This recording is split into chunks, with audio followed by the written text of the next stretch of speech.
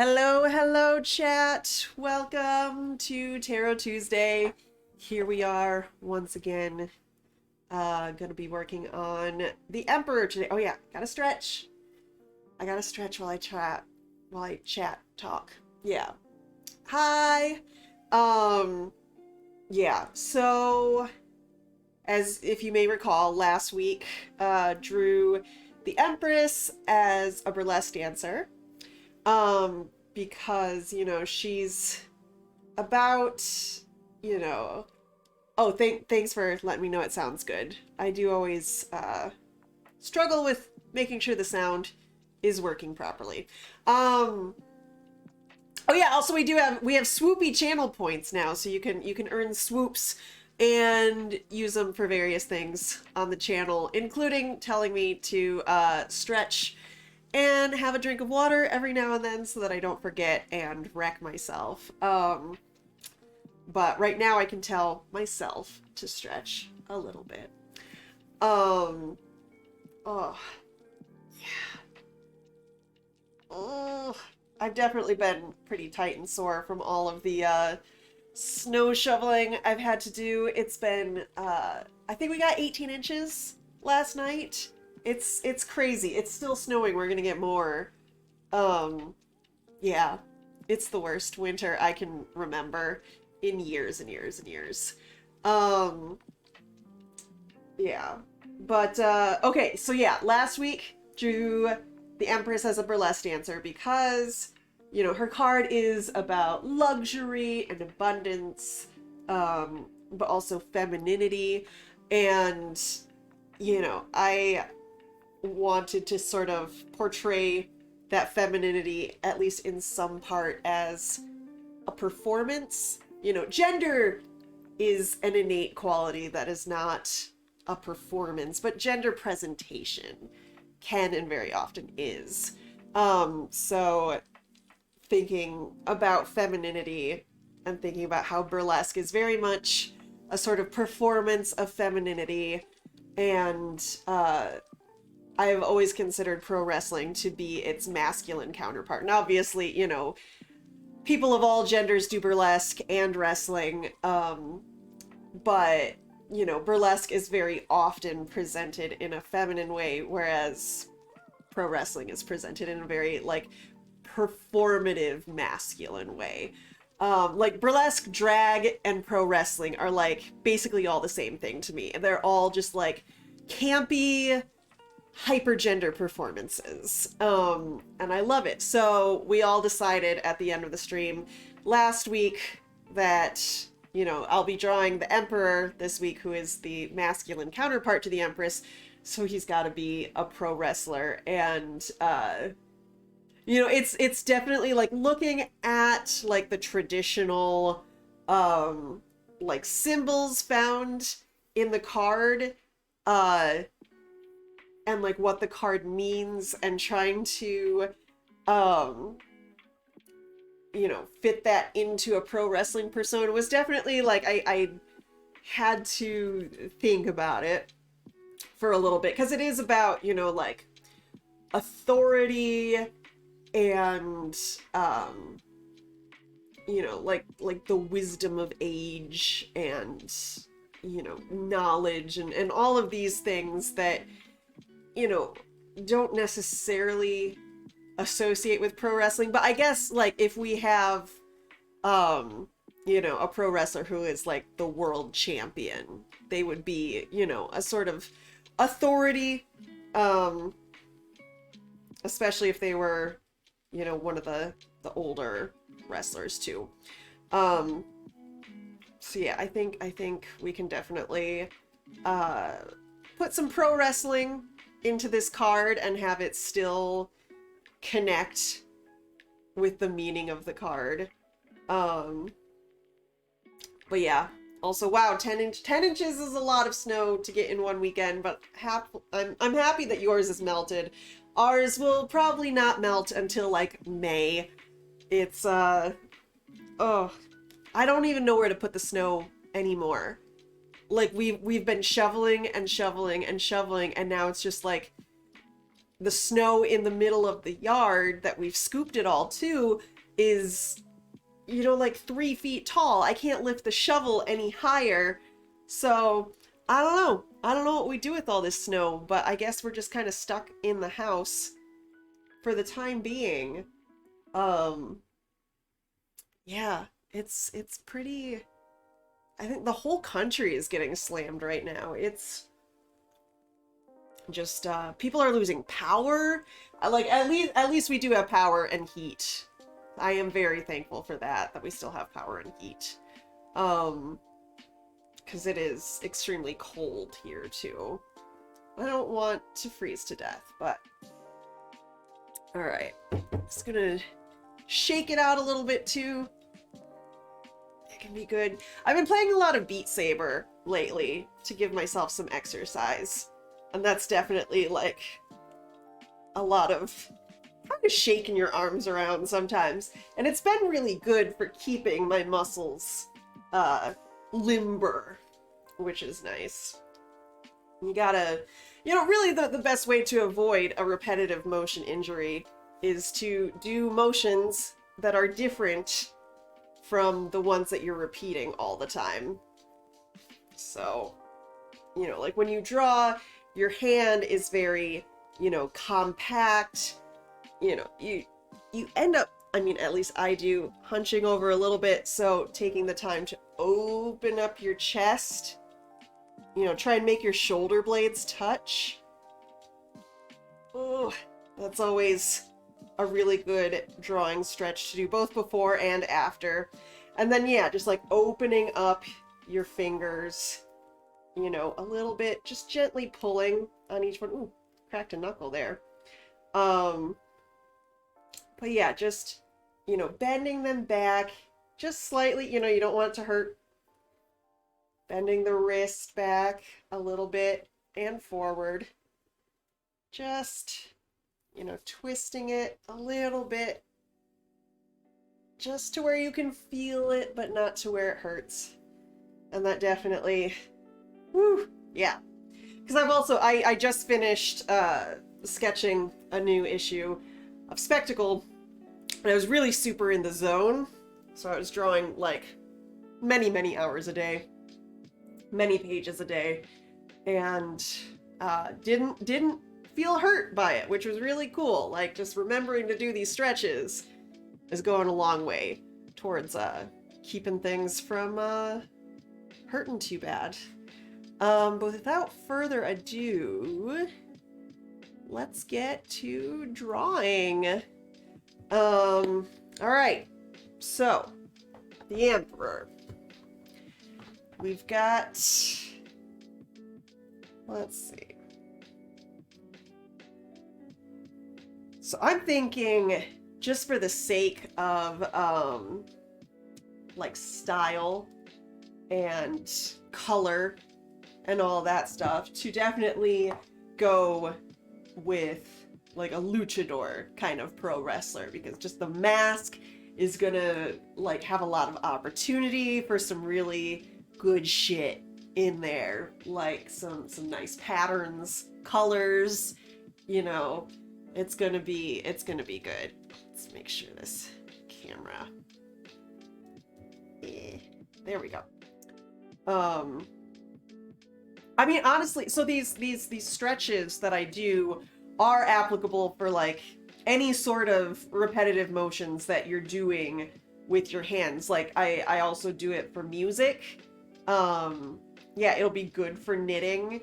Honestly, and another big thing is just taking breaks. Taking frequent breaks is like the best thing that you can do. I would say, you know, I'm obviously not a doctor, but I would honestly say taking frequent breaks is more important than stretching. And I know it can be hard because a lot of creative stuff, like you just, especially if you have any sort of like ADHD, like you get in the zone and you just don't want to stop. Like this is what I'm going to be doing for the next like 37 hours. All I want to do is just sit here and work on this one project. And that's how you end up wearing things out. But like, really just like once an hour, getting up for 10 minutes, walking around, stretching stuff out, shaking it out even. Just getting more blood flow back in those fingertips can go a long way. But yeah, all of these stretches are good for whatever kind of repetitive work you're doing with your hands. Um, because, you know, we all use our hands. That's like the thing is I've heard artists talk about how like our hands are more precious than other people's hands, but there's very few jobs that can be done without your hands. Or, you know, obviously people can figure out workarounds, but you know, when I couldn't use my right arm for 6 months, I was so bored and I couldn't do my job, my drawing job. But I also couldn't get a day job because all of those needed use of my hands too. We all use our hands and it's good to take care of them. So yeah, these stretches are good for anybody. All right. So, pro wrestler. I'm thinking. So, we definitely. Okay. I forgot. As I usually start these things, let's look at sort of the traditional card. I've written down the word emperor so many times today that it's stopped looking like a word. Let's see. Where's just the regular emperor?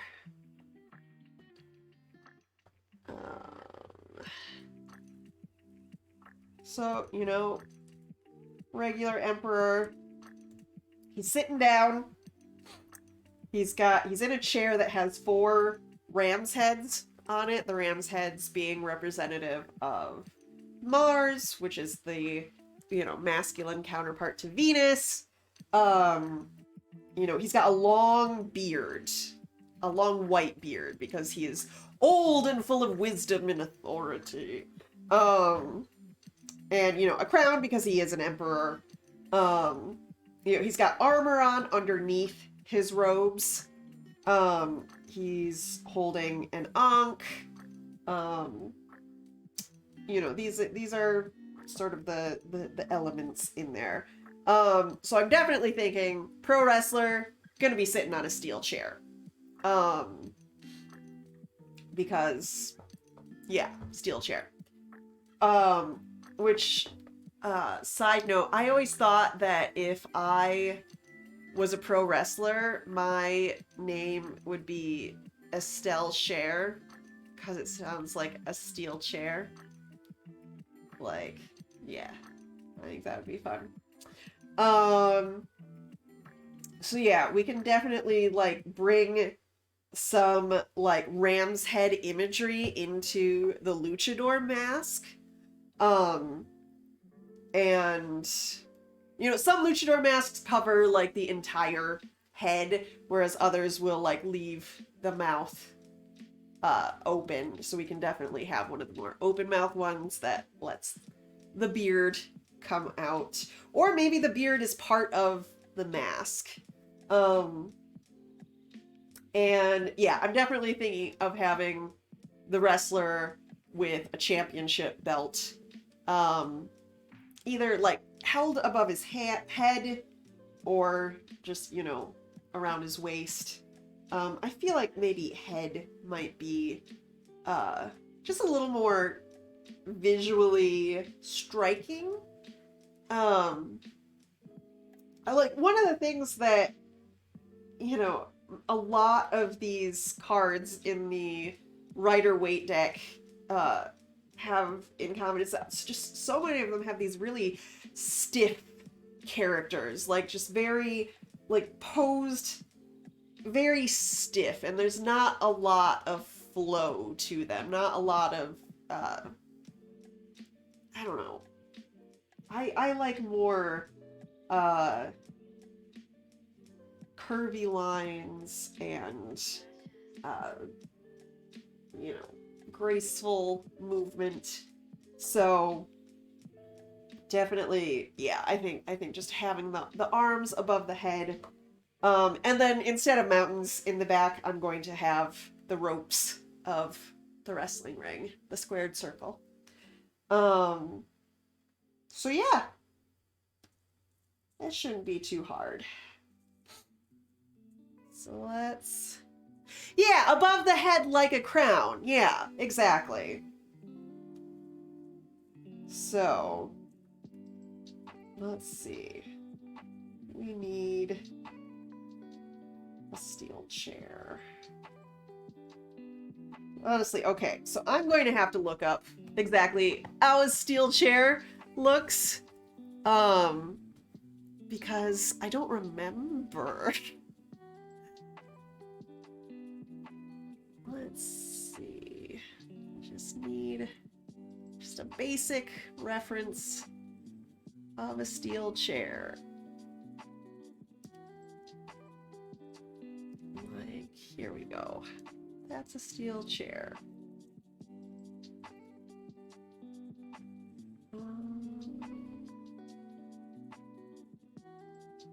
Oops, I'm gonna turn the frame off.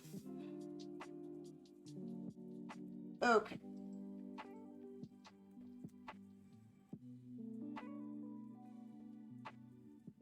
So, and yeah, I don't want to have it be head on either. Like almost all of the characters that I've depicted, really all of them have been, none of them have been like straight on, like symmetrical. Um, I like showing things from a bit more of an angle.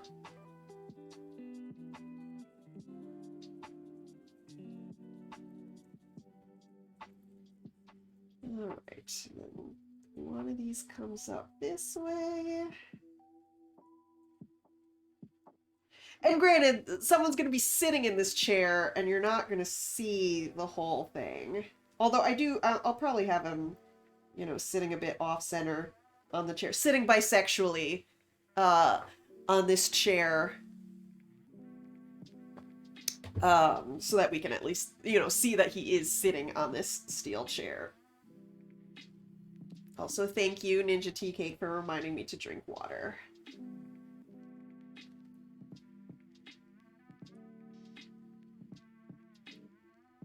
Especially, like, when I've got the space heater on, like, all the time. It dries me out a lot.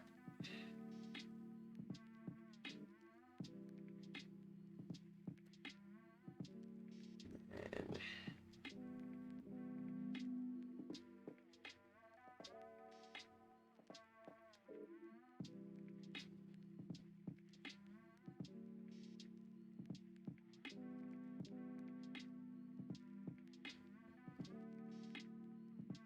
I think I gotta make this one a little longer.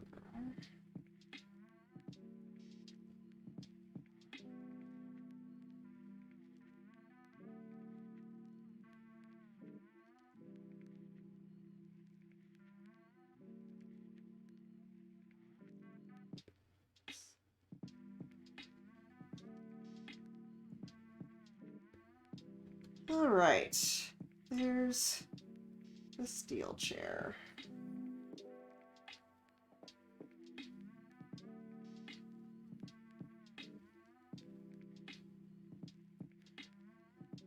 All right. I think I gotta...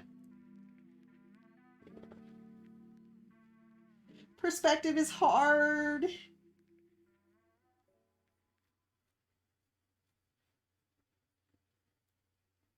Okay, I think that's a pretty good steel chair right there.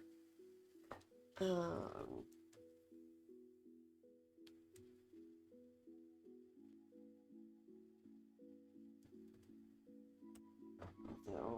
the seat part is a little wonky. It's a little crooked. Gotta fix that.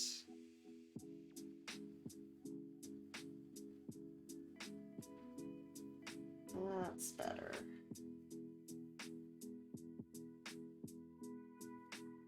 Cool. Yeah, using references is a good thing. Anyone who tells you that using references is cheating literally doesn't know what they're talking about. Okay. So, the problem with drawing the chair first is that it's hard to draw a proportional body starting from the hips. But we can get there. It's just going to involve a little bit more redrawing.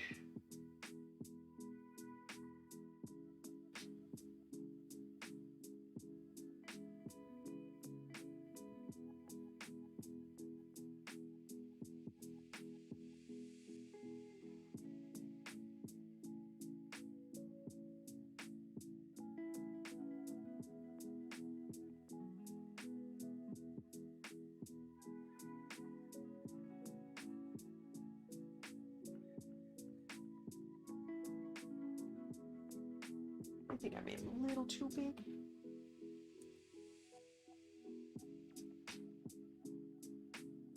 There we go.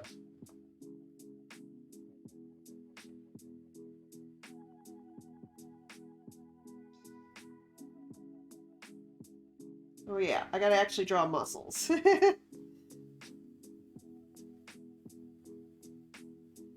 Make things beefy.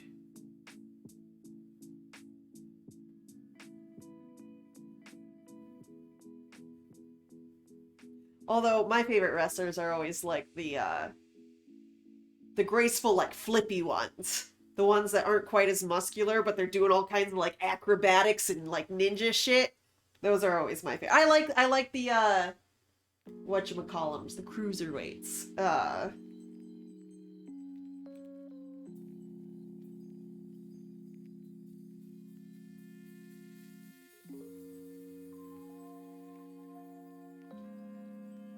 Have the head a little bit more facing forward.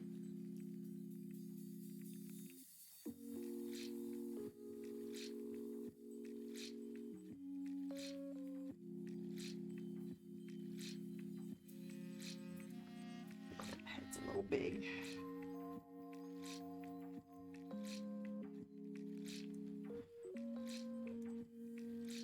All right, so we're gonna have championship belt.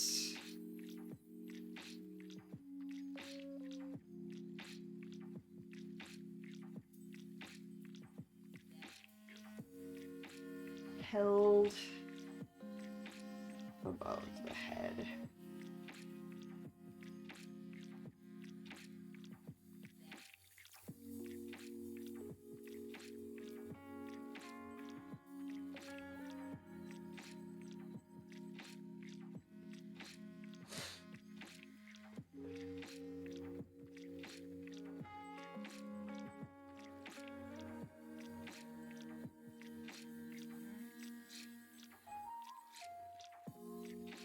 Oh, hi, Kat. Welcome.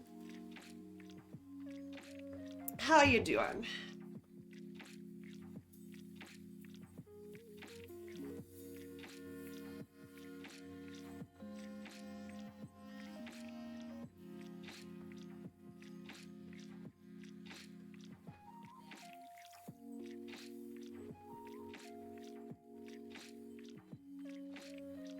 Oh, come on. Foreshortening. Yeah, I hear Michigan definitely got dumped on. All of my family was talking about being super snowed in.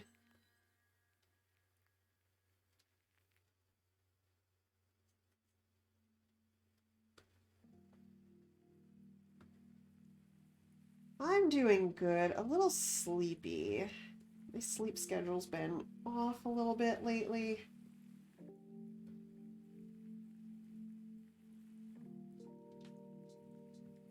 And yeah, we're also snowed in. And my car is broken. So it, like, your battery can die because of, the cold. Just, it gets so cold it won't turn on. And so, my friend, Gin Fizz, came, over and helped me jump it, and I drove it to the fix-it place, and then found out that they weren't open on the weekends. And then by the time it was no longer the weekend, um, my car is just hopelessly buried under snow. So, yeah. Yeah, I think it's just everyone's car is dying. We're all just feeling like even more stuck inside than usual. All right. I think these muscles are turning out good. I don't draw a lot of muscles. I feel like... Okay, the figure seems to be still a little bit... No, steel chairs are not very big.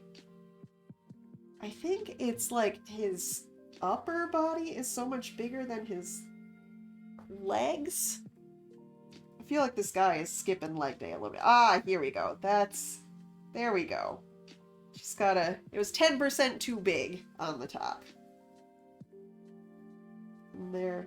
Now he can have an actual torso. Okay. Also, I'm going to turn my space heater back on. Let me know if it picks up on the mic or gets annoying or hard to hear. It's just so very cold. And I also find that just like staying warm while I'm working also staves off some of the stress on my joints.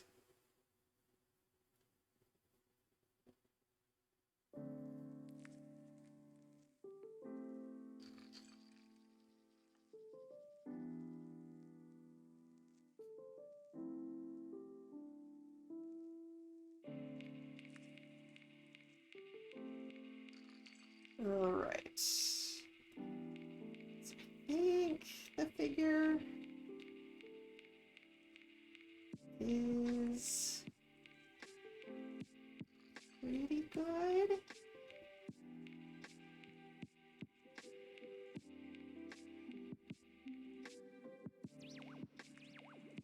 I feel like I should have consulted one of my friends who does draw, like, beefy, muscly dudes for tips before starting this.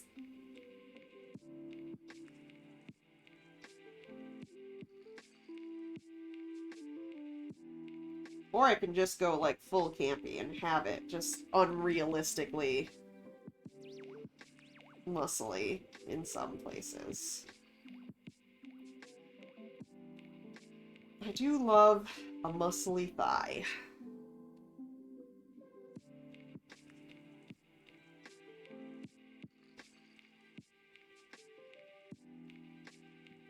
Most of that foot's gonna get cut off by the frame. But that's okay.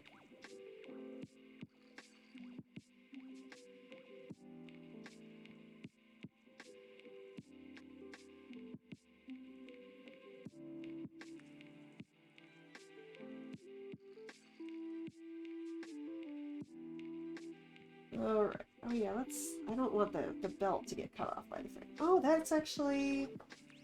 I might want to move things over a little bit. Because I don't want important parts to get cut off.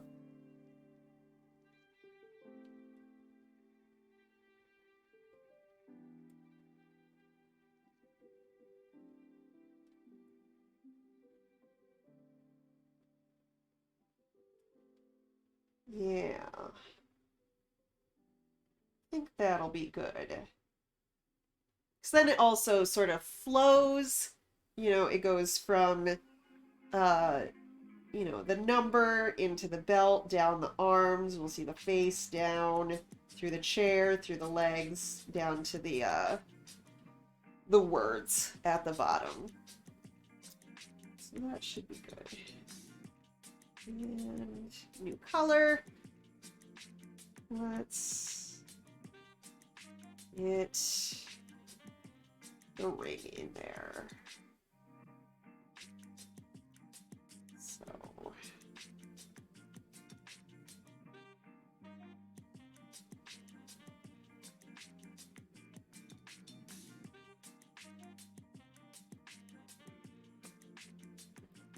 I want this.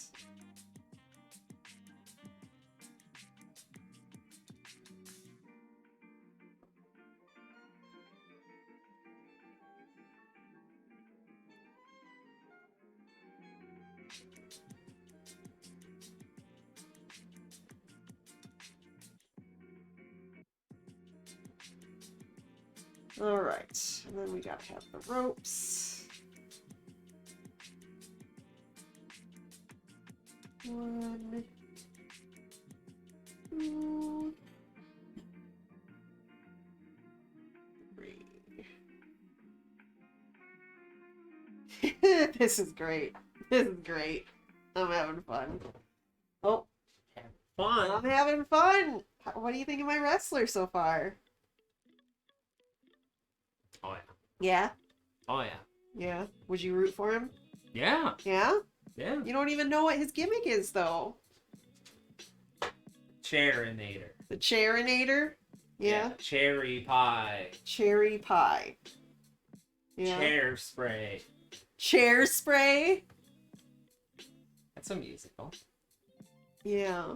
You know all about musicals. I know that I don't like them. You do like some of them. You don't like all of them, but, like, you have listed, like, a dozen musicals that you do like, so...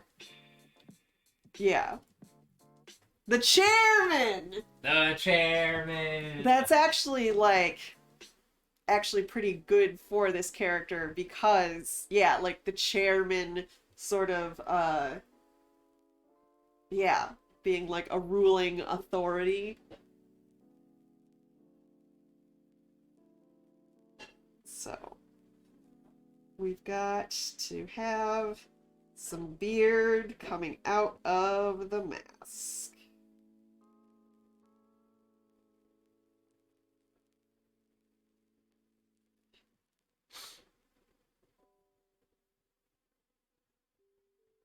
All of the celebrities that I've met in my life have been pro wrestlers, which is fun.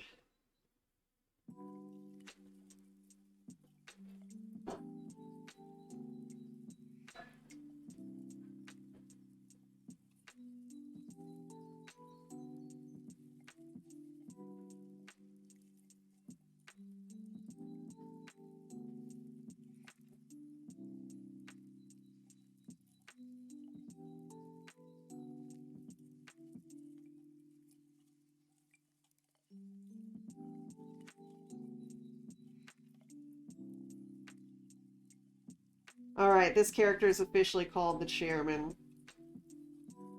Actually, I mean, I guess his gimmick would be he's called the Emperor.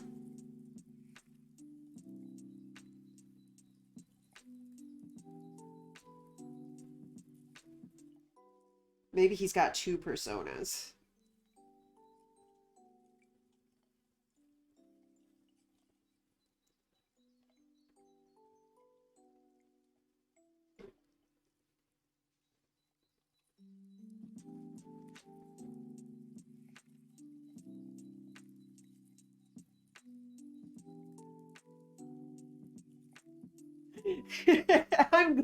Yes. Yes. Let me tell you, brother, we're gonna take home the title and then we're gonna take home your mother! Yes.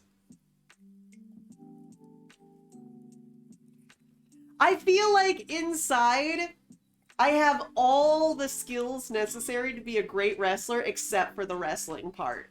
I could have just such a killer persona, I'd be so entertaining, but the moment I got in the ring, I would just break in half. All my bones would shatter.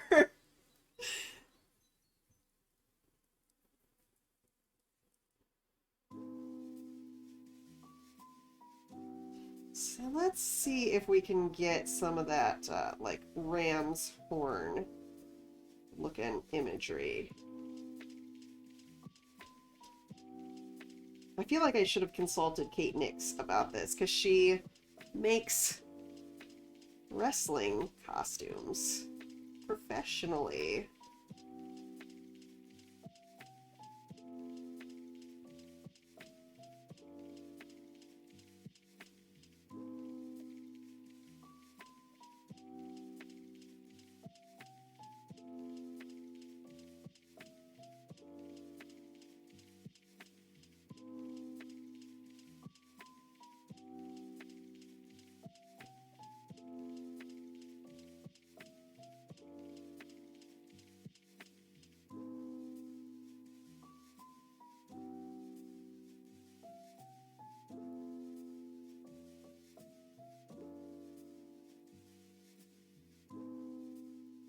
Oh, he was the chairman until he won the belt. Now he's turned into the emperor. Yes.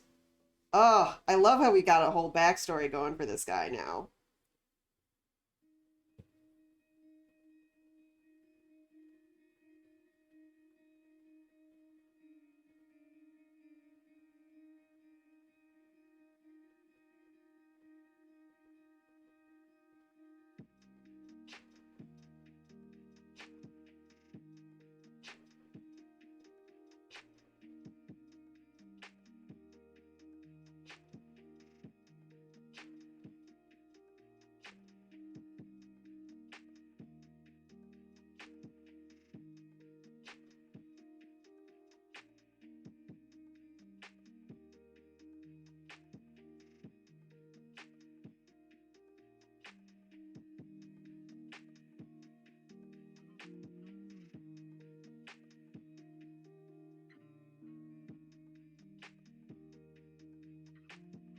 Sweet. Like a Pokemon evolution, yes. The chairman turns into the emperor, who turns into, Well,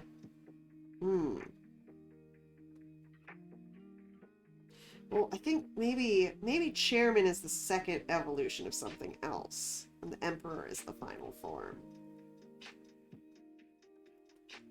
What's the first incarnation of the chairman?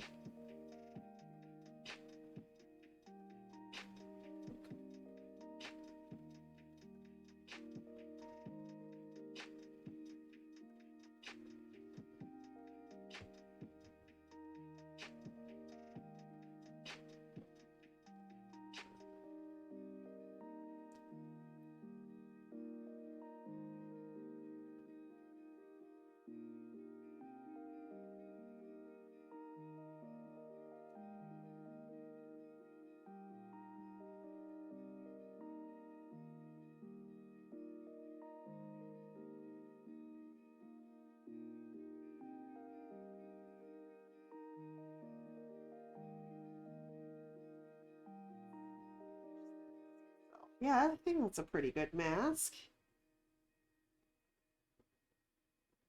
Cool. Ooh, a featherweight named Ropopper. Nice. I think if I was going to be a pro wrestler, okay, here's how I would want to be introduced if I was a pro wrestler.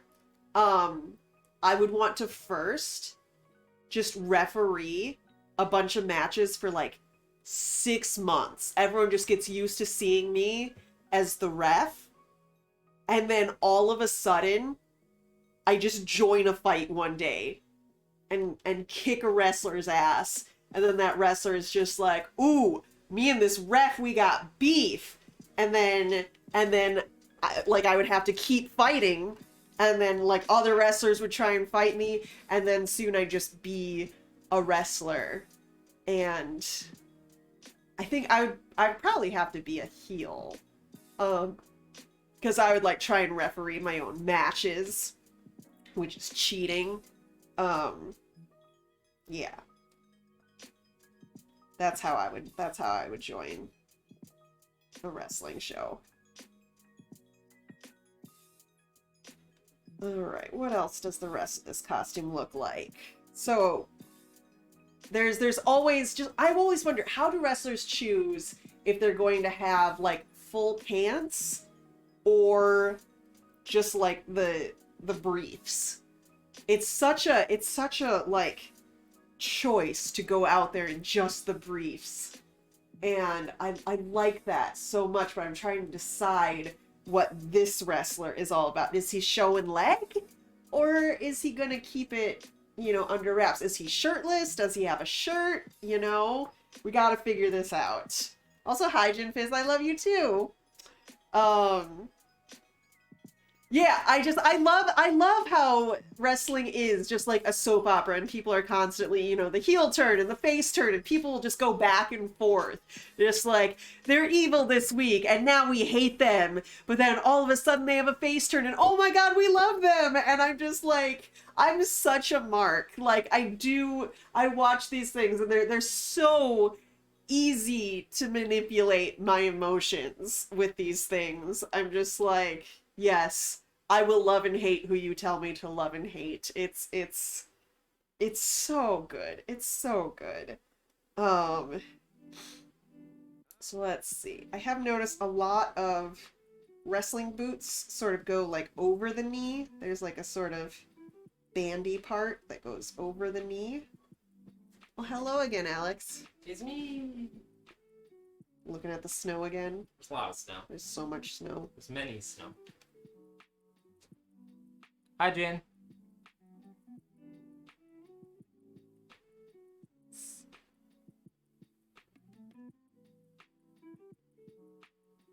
I actually combed my hair today.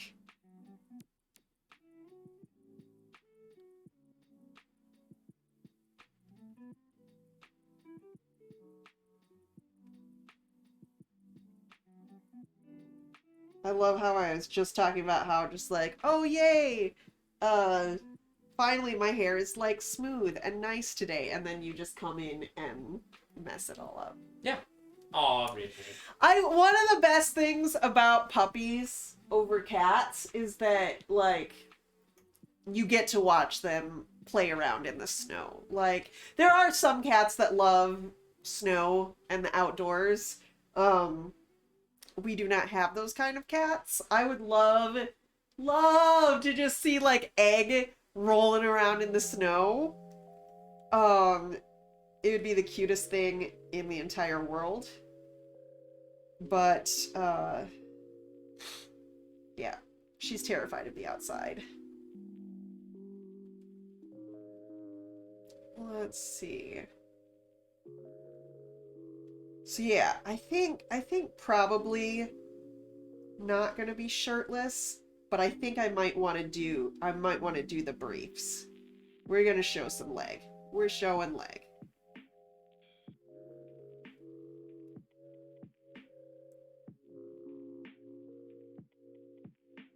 Let's see. They're not booty shorts. We gotta. Yeah, that's another thing about cats is, like, do I want to encourage them to enjoy the outside, knowing that, okay, sure, they wouldn't run away now, but they might. I don't want them to be braver about going outside. I want them to be inside babies. I take Scrambles outside in the nice weather sometimes. I'll put him on a leash and just let him roll around in the grass outside, like, with supervision. But Oz is too wily, and he would attempt to run. So he never gets to go out.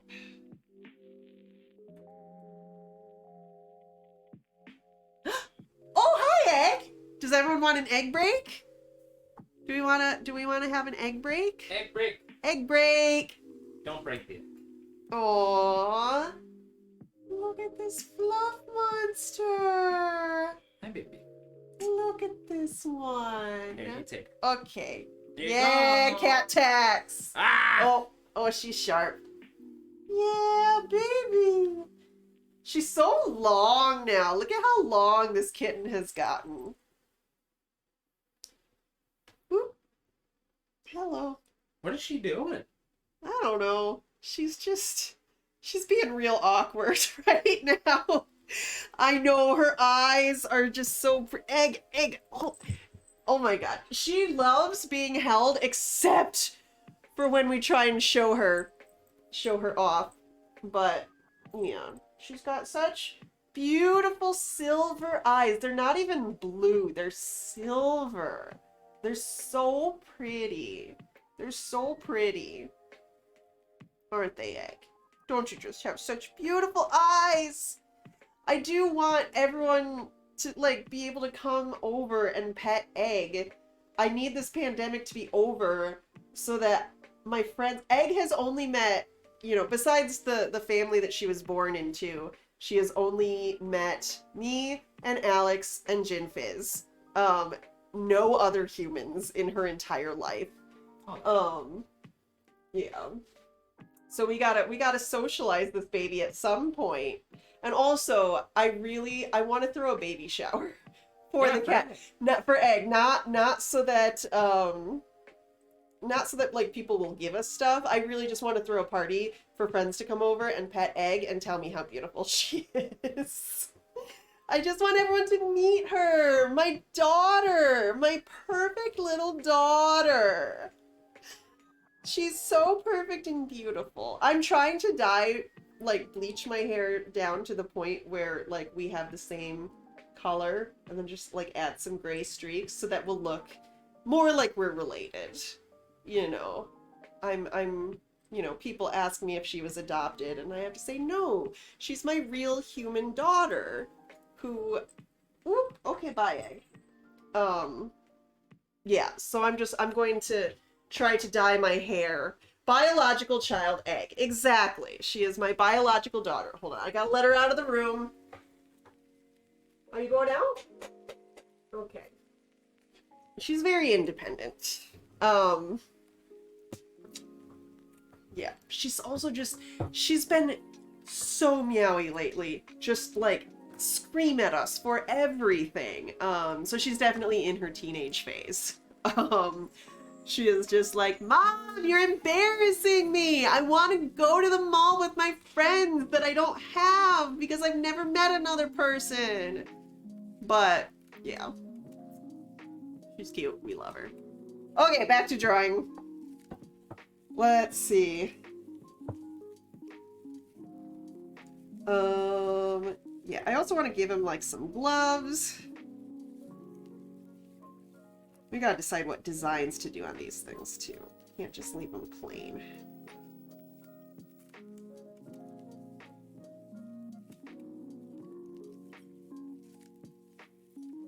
What do I want to do?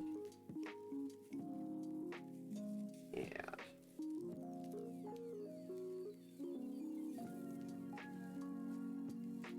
I love how wrestlers wear shirts that are cut, like, so low that you see their nipples, and it really is just like, what is the point of your shirt? What really is the shirt doing here? I'm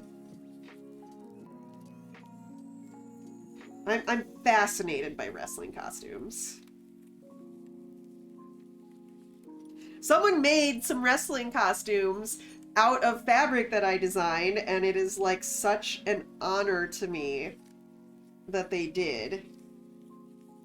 They made it out of my pizza fabric. Even though I actually have fabric that is a steel chair design. I guess that was too obvious.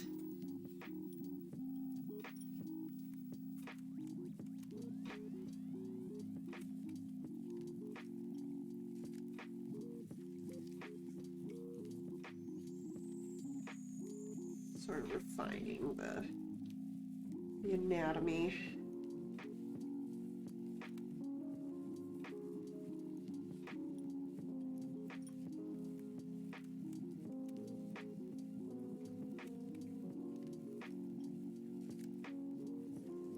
Gotta figure out how to design this belt too.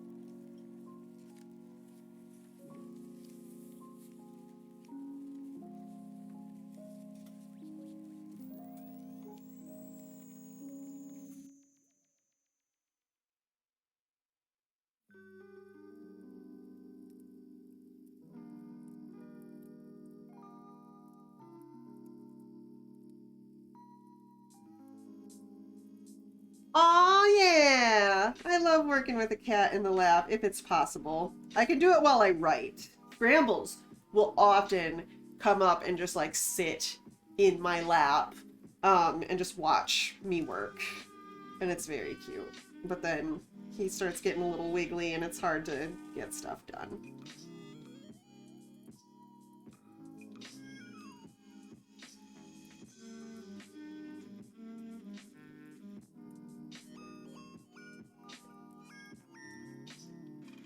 All right. So yeah, we can't have this wrestling costume plain. So I did want to get an Ankh somewhere on here. Maybe on his boots?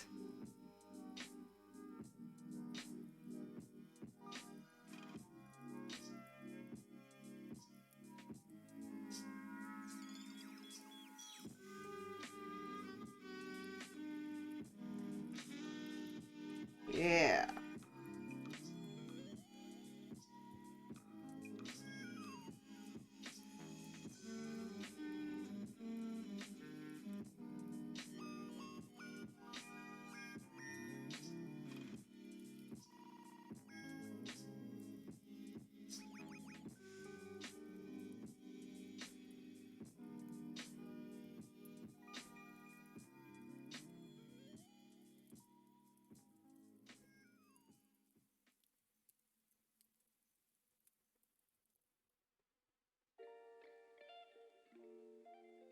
Sweet. We got an Ankh. We got ram's horns. We got beard. No, I'm not giving him Ugg boots. No. Definitely not giving him Ugg boots.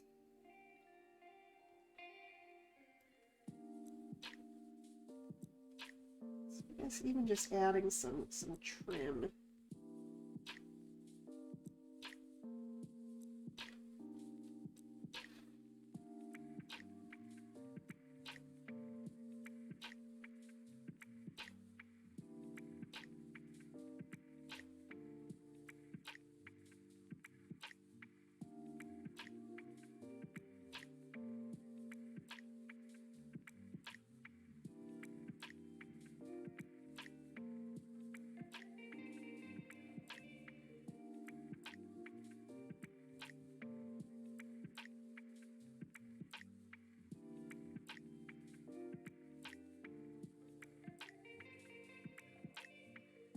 Little racing stripe down the side of his shorts.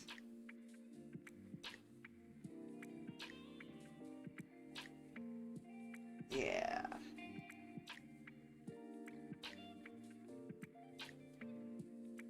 Oh yeah, yeah, maybe some fur summer. Oh, I could give him like a cape. Because we do kind of want, because like, so the original card has like a sort of robe over top of armor, and in this case like his armor would be his wrestling gear, and like a cape would also add to some like emperor-ness. So let's give him a cape.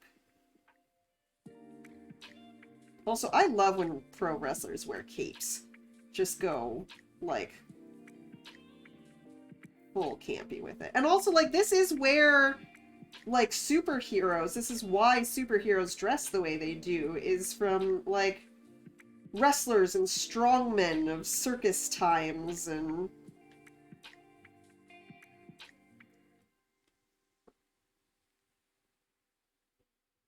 So, a cape is definitely not out of place, and it'll add some nice movement and visual interest.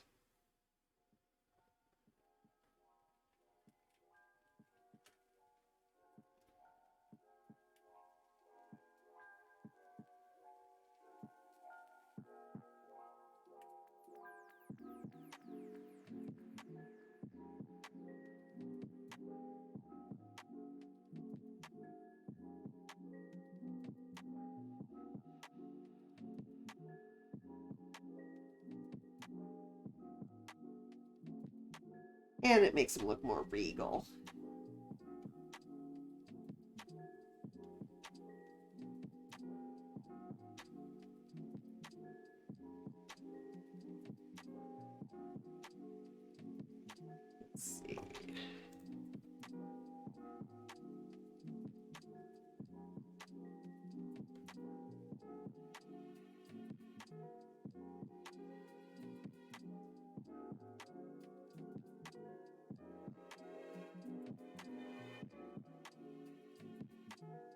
I love how these things are called a belt, even though, like, it's never gonna hold your pants up. It's very impractical for that.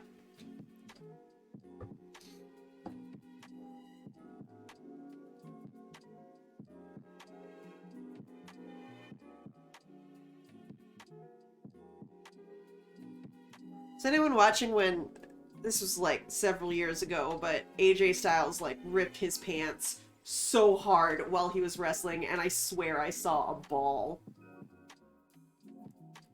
There was just so much flesh spilling out of those pants.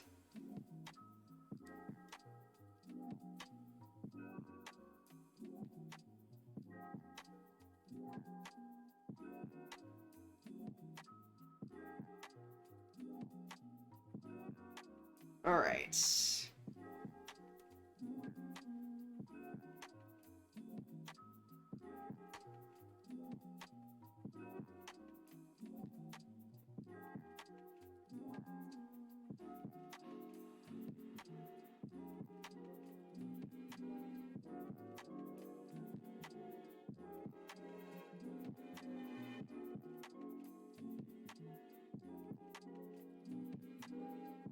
I don't know. Should I write the actual words "world champion" on this? I'm hesitant about having words in these pictures besides the one at the bottom.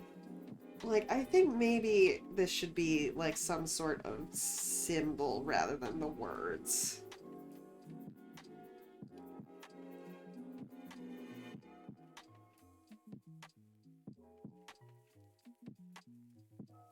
Let me just do some research, look at some championship belts.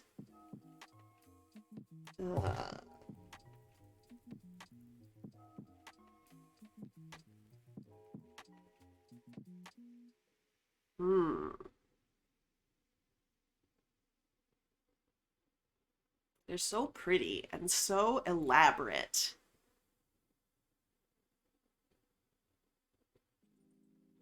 Let's see. Oh, here.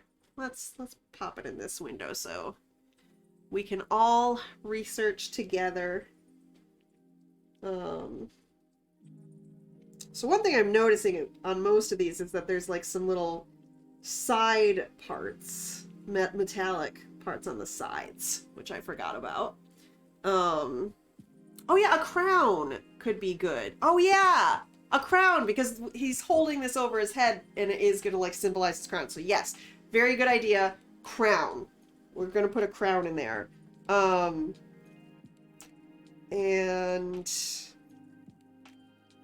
yeah. Let's see.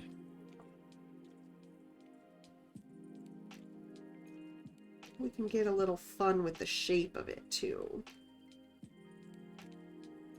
Maybe some stars in there just because I like stars. Let's see.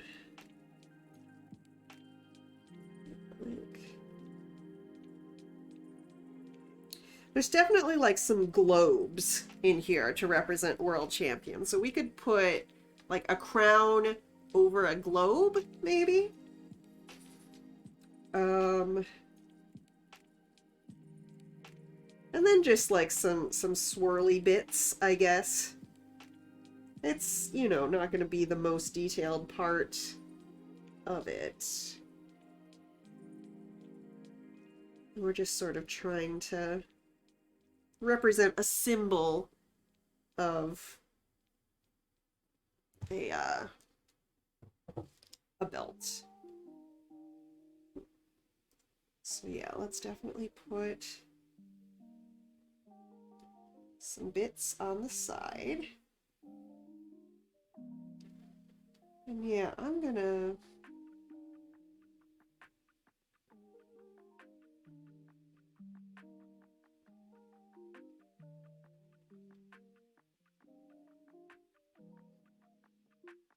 You may absolutely post a kitty pic. Thank you for asking. I love seeing kitties.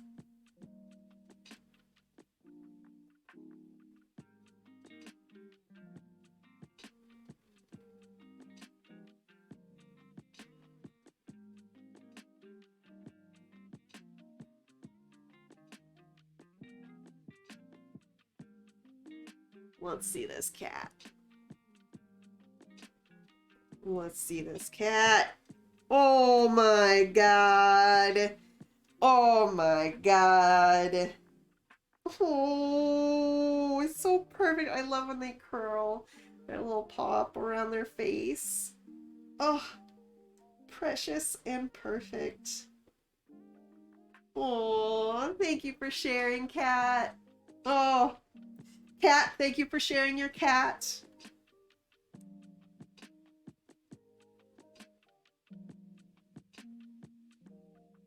Alright, so we've got a crown. And we're gonna do a globe.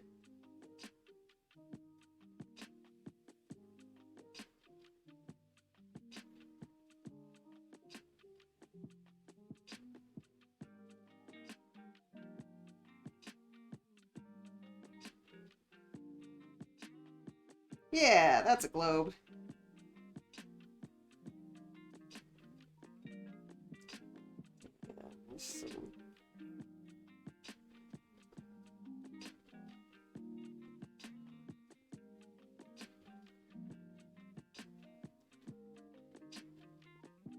Yeah, gonna put stars on the sides.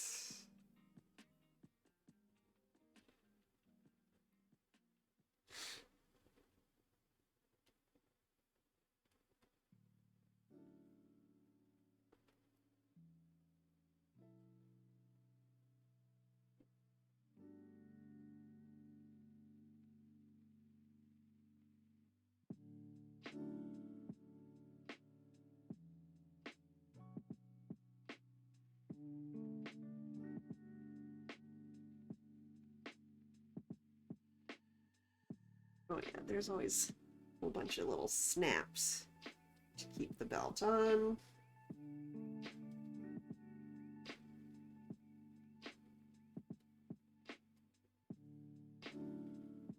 And yeah, won't see too much of it on this side.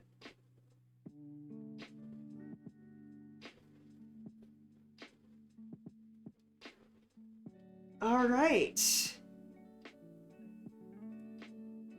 I think, wow. This is pretty great. Although I do think, looking at this again, maybe his upper body's a little bigger than his lower body. I don't know. This guy skips leg day, apparently. I guess some of it is the foreshortening. His upper body is a little bit more head-on, where his lower body is sort of, twisted.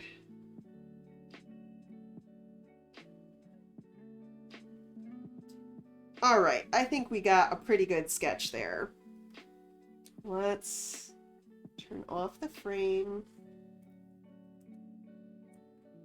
And make that lighter pink. Just to see through it. Alright, group that. Make it light. And time to start inking! Alright.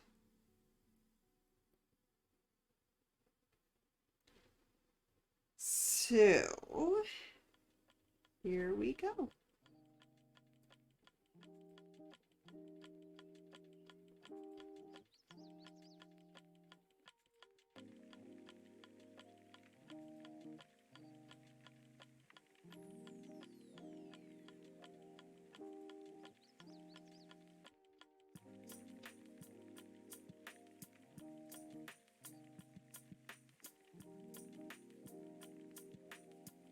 Inking used to be my least favorite part of drawing, and now it's become one of my favorites. I can really just, like, zen out on it. And I guess, once I sort of figured out, like, my own unique way of inking, rather than just what I had been told to do, I liked it a lot better.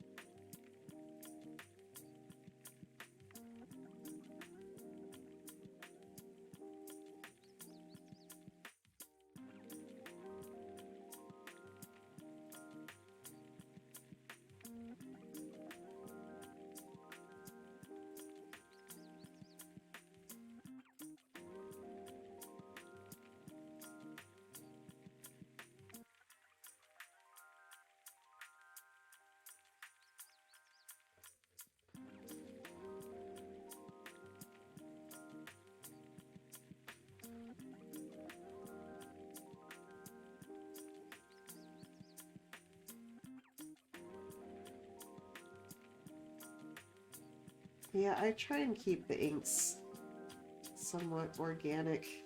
That's just what makes me happiest. Honestly, I think the best art you do is when you're happiest. It's the same way, so, you know, like doing cheese things. A lot of people have asked me, you know, about like wine and cheese pairings and what makes the best wine and cheese pairings. And you know, there's advice that you can give on that sort of thing, but the real rule to a wine and cheese pairing is, do you like the wine? Do you like the cheese? Then have them both together. And I think, yeah, that sort of thing, just when you're happy, that's when you're going to do good things.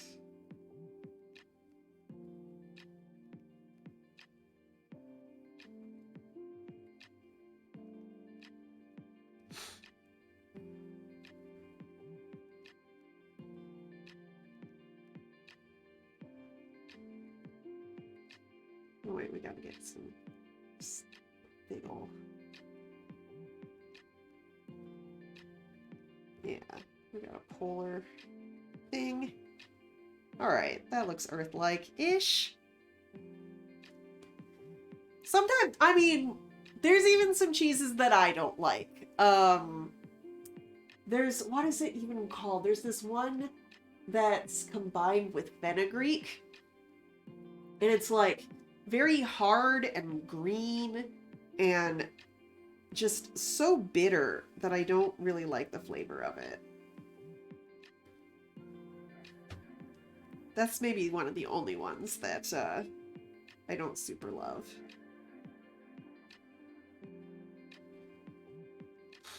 Also, yes, I'm very happy to help distract people from work. You know, no one should be 100% productive because none of us are getting paid enough to be 100% productive all the time. I was reading something today about how, like, in an 8-hour workday, like, at least in office culture, really only about 3 hours of that are spent being productive. And so, like, a lot of people who have been freaking out about not being productive working at home, you know, you just gotta remember that, like, again, like when I talk about you need to rest, take a break every now and then so that your muscles don't like cramp up and get too sore to work. Like, taking a break is part of working. It ends up making you more productive, and seeing productivity as only like when you are actively producing it's unhealthy and it's dangerous. So, you know, absolutely take breaks. I do remember, like, when I worked in an office, I doubt I even worked 3 hours in a shift because the managers, or the vice president, did not really understand how art worked at all and thought that, you know, what would take me like 20 minutes to make would take like 3 hours. So they really did not give me as many tasks as I could do. And I wasn't going to tell them that I could do more. My direct boss even said, just like, hey, I'm not going to make you do busy work. So just if one of the higher ups comes in, look busy, but I'm not going to force you to do more work just for the sake of looking busy. Which was very kind.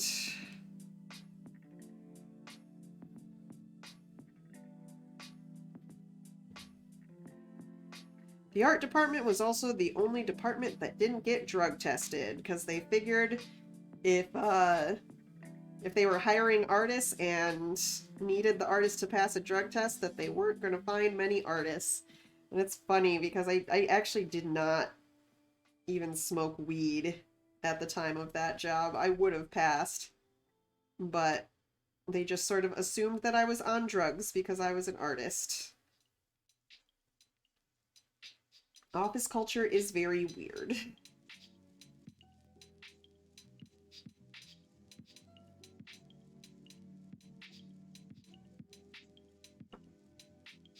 Oh, hello, Alex. It's Alex time.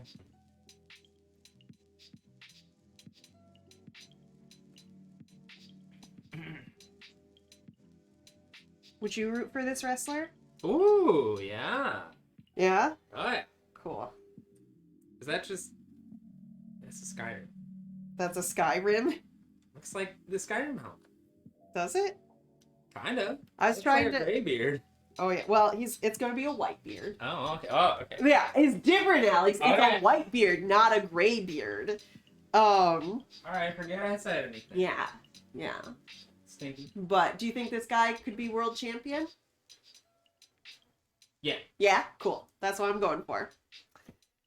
I'm sorry to procrastinate you from your procrastination, Jin. But also not sorry, because I love your company.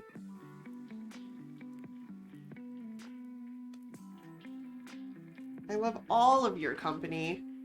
I'm so happy that y'all are continuously showing up for these, because it makes it just so much fun to do.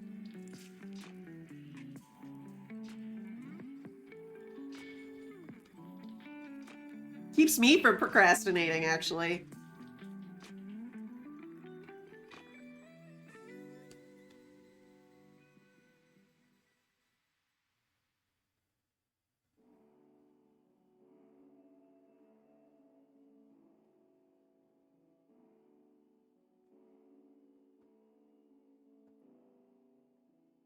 What's Zoom bombed?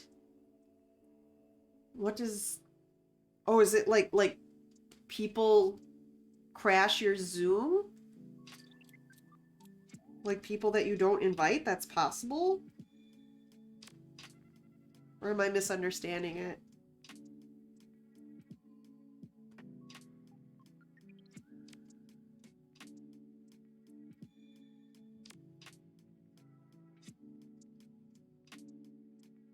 Oh, yay! Stitch, you were just at the cheese lady and everyone says hi! Oh my gosh! I miss them all so much! Ugh. I want to go so bad. As soon as this is all over, as soon as the pandemic, you know, eases up to the point where I can go back to my home state, yeah, I gotta visit the cheese lady.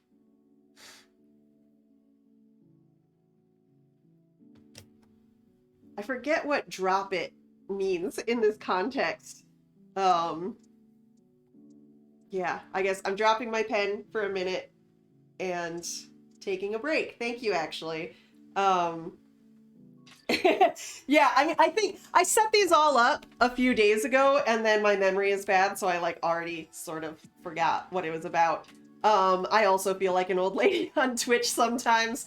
Alex has to tell me about like what everything on the internet means. But yeah, I definitely need to do a little bit of stretching before continuing. Just give myself a little break.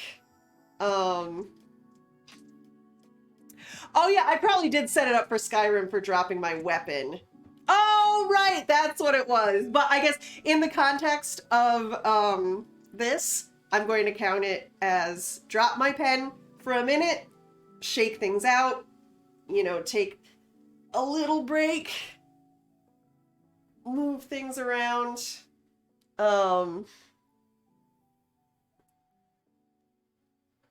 Oof. Yeah, stretching really is so key that you know, I get so in the zone with these things. I'm having so much fun that I don't want to pause. But it's necessary to do so that you can keep drawing for a long while. Also, this is a good time to have a Girl Scout cookie break real quick because I got some Thin Mints and I gotta eat them fast before Alex sneaks in and steals them all.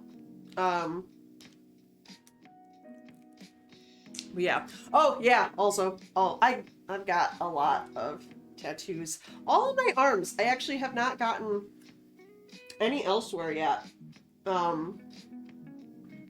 Yeah. Girl Scout cookies. They're the best. I got Thin Mints and samosas, and Alex doesn't like samosas, so I don't have to hide those from him. But he likes the Thin Mints, and he keeps coming in. I think he's stolen like 6 or 7 of them. There's only 30 in a box, so that's. I mean, I guess he did buy them. He bought them for me, so I guess that's the tax that he's taking for buying them for me, which is fair, but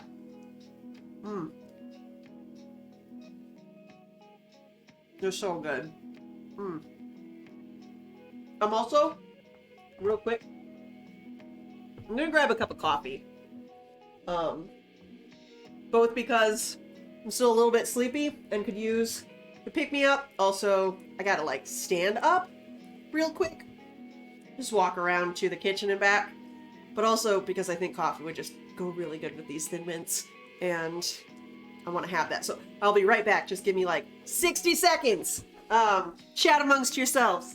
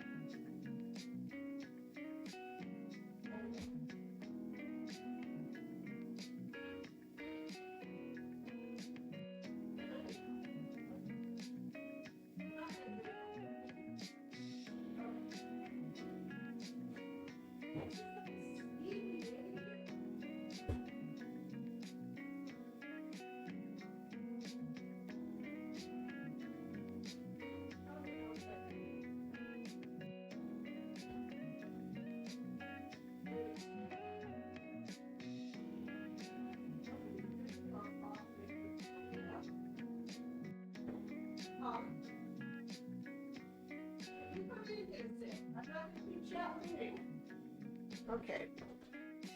Alex was trying. What am I? I'm Orb? Okay. Wow. This is how we talk amongst ourselves when I'm gone. Huh? Okay.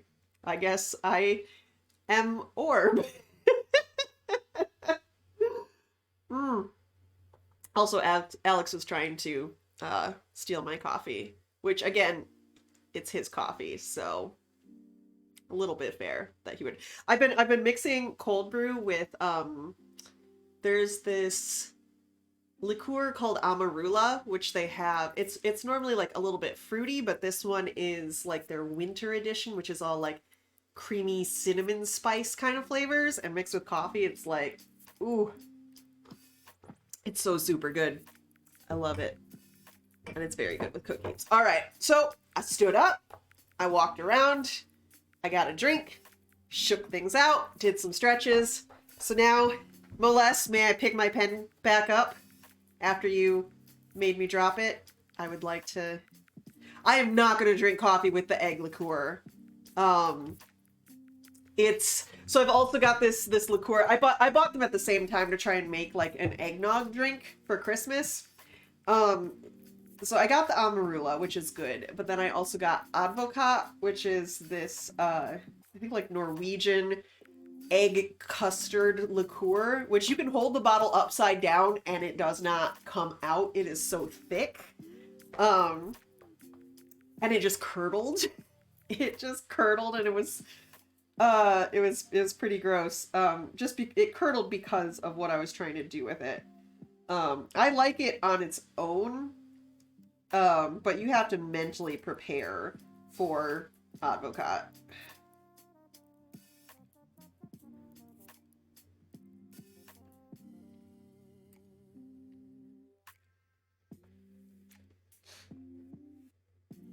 So we're gonna get swoopy with the beard. I can't remember where I read this, but someone like linked me to an article about my work, and they described it as swoopy, and Like I really like that description. That's why our channel points are swoops. Because I love swoops. You lost swoops. Yeah. I changed the name of our channel points to swoops, and I made it a little swirly swoop. Which yes, the chat has already used it to get me to stretch and drink some water, and Moles just had me drop my pen. And oh well, Alex has stolen the Thin Mint. Take the trash out with you. Huh? Oh, wow. Wow. Oh yeah, doing a little bit of light drinking while you work, on the clock. You know, we've all been working from home, and you know, it's having you know, a glass of wine or a cider. You know, drinking in moderation within reason. Might as well do it on the clock if it doesn't impair your work. Anything to get through these long, terrible COVID days.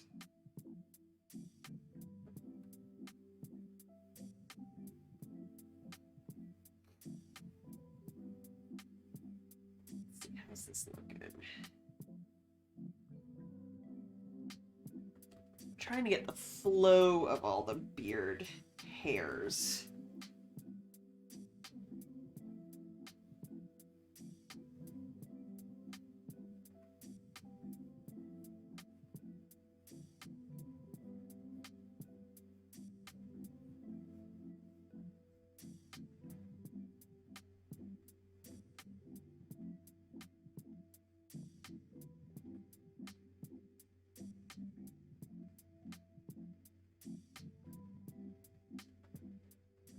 Okay, yeah, I like that.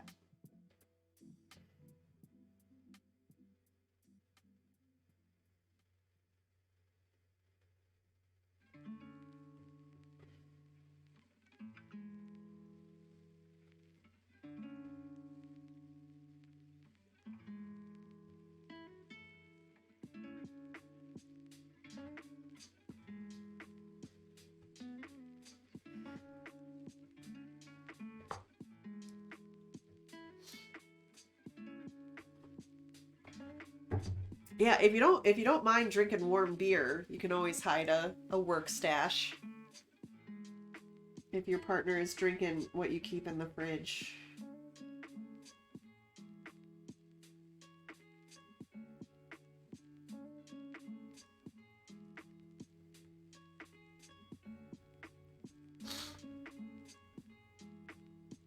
And yeah, I actually can't drink too much caffeine while I'm working, or I start getting a little chatty. A little too chatty on the Twitter.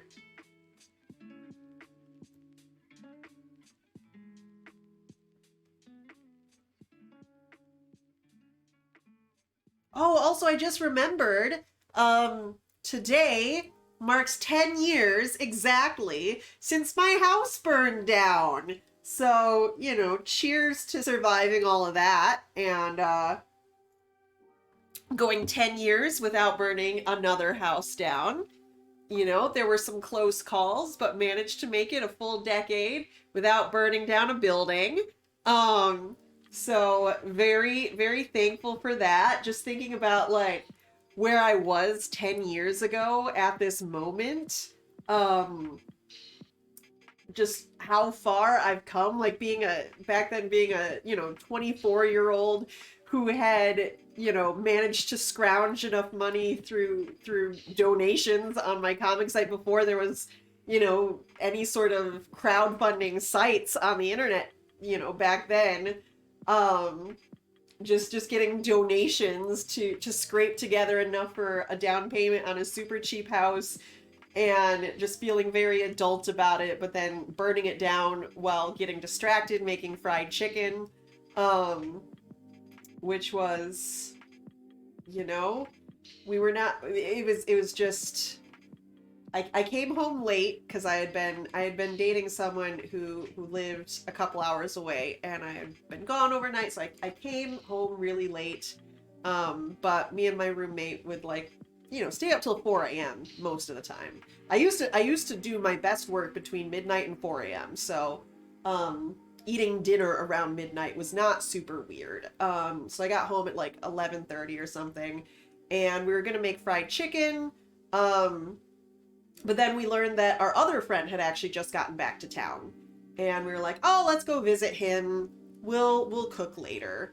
But didn't realize that my roommate had already turned the stove on, and we had a full pot of oil on the gas stove with another full bottle of oil on the countertop next to it, and the countertops were bare wood because I was in the process of remodeling. And we were gone for maybe an hour, came back, and the porch was just full of smoke. And at first, in my brain, I think, oh, the neighbors must be having a barbecue at midnight in February. And then I was just thinking, okay, maybe it's someone else's house that's on fire. But I opened my front door and just smoke billows out. And I immediately closed the door because I knew feeding more oxygen into that would make it so much worse. And it was so hard to close that door, though, knowing that Scrambles was still inside. And I wanted to leave the door open so that he could get out, but I also knew it would make the fire worse and potentially make it harder for him to get out. Thankfully, he just ran into the basement. He inhaled a bit of smoke, and so he's got asthma now. And I'll never forget just like him being in. They put a baby, an infant oxygen mask on him when they rescued him. It was actually it was heartbreakingly cute. But yeah, so I just I close the door and I run around into the driveway and look inside the kitchen window and see it's just there's nothing in there that's not on fire. Just every single thing. It's so on fire in there that the kitchen window just looks like someone took a square Pantone swatch of the color orange and just glued it onto my glasses. Because it was just pure orange inside. And I let myself freak out for a little bit just to get it out of my system. And then I was like, okay, time to get down to business, called 911. And then just once I had called 911, there was nothing much to do except tweet about it. I did live tweet my house fire because I was just like, what else am I gonna do? I tried calling people that I knew. I tried calling my parents, my best friend, my girlfriend. No one was picking up because by that point it was 1 a.m. and everyone was asleep. So I remember tweeting my house is on fire. This is not a euphemism for a good party. My house is literally burning down right now. And yeah, and then I just laid in the snow and watched it because there was nothing else I could do. And yeah, they did manage to rescue Scrambles. They put the fire out. The next day there was a news story about the house fire and how they had rescued the cat. And someone in the comments was just oh, so firefighters can rescue a cat from a burning building, but they can't rescue the babies from the abortion clinic? That was literally a comment that somebody left on my house fire, as if that was in any way relevant to what was happening, as if firefighters should be preventing abortions in some way. I know. But that made me laugh. It was so absurd that one of the things about the fire was that once it was happening, I was truly powerless to do anything about it. And I found so much humor in it because it was just like, well, what's done is done. There's really nothing I can do except, try and pick up the pieces. Like I salvaged everything I could out of the house. Lost a lot, but did manage to save some stuff. There was a service that came through and just like collected all my like clothes and curtains and just like anything fabric. They just like automatically picked up and took with them. And when I went to pick up the dry cleaning like a week later, because it had to go through like a whole special process to get the smoke smell out. When I went to pick up the dry cleaning, they were like, yes, there were some things in a bag. We put those over here for you. And I realized that, so I had just gotten back from being overnight with my girlfriend, and my overnight bag that I had just dropped on the floor, had a strap-on dildo in it. So the dry cleaners had to deal with my strap-on dildo. And so that was great fun. And yeah, like the mentality of Grand Rapids, the city that I live in, is very much of just like telling the firefighters that they should go to Planned Parenthood and rescue all the babies. Like that's partially why I left my hometown. But yeah, also like my friend, the strap-on didn't really have much smoke smell. It didn't really bake into the silicone, thankfully. I think they cleaned the harness for me though, so that was nice. But I think I ended up just getting rid of it because I was just like, enough strangers' hands have touched this. I don't know.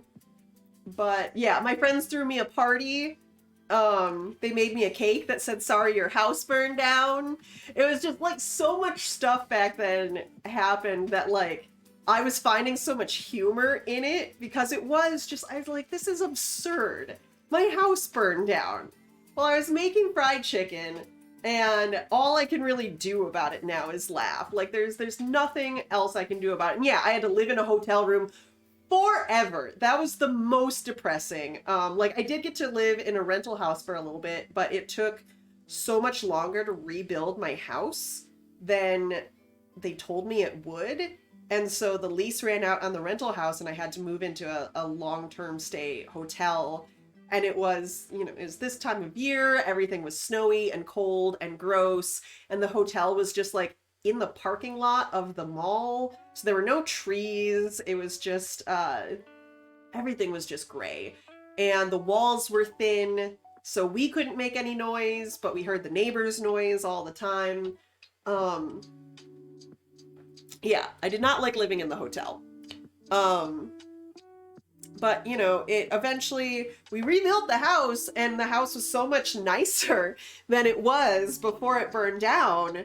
And so eventually got to move back into my house, and it was really nice. And I lived there until I moved to Chicago. But the only reason that I'm here where I am now is because, so after the house fire, I got my insurance money, which they have to give you the price to buy the thing new, even if you bought it used. So my couch, which cost me $20, they give me $1,000 for to get a new couch. So I had so much more money than I'd ever had in my life. And I went to the local burlesque show, which, this was before I was a part of it. But they all wrote their own music. They had a live band, original songs, and they were doing a promo where if you gave them $200, they'd write a song about whatever you wanted.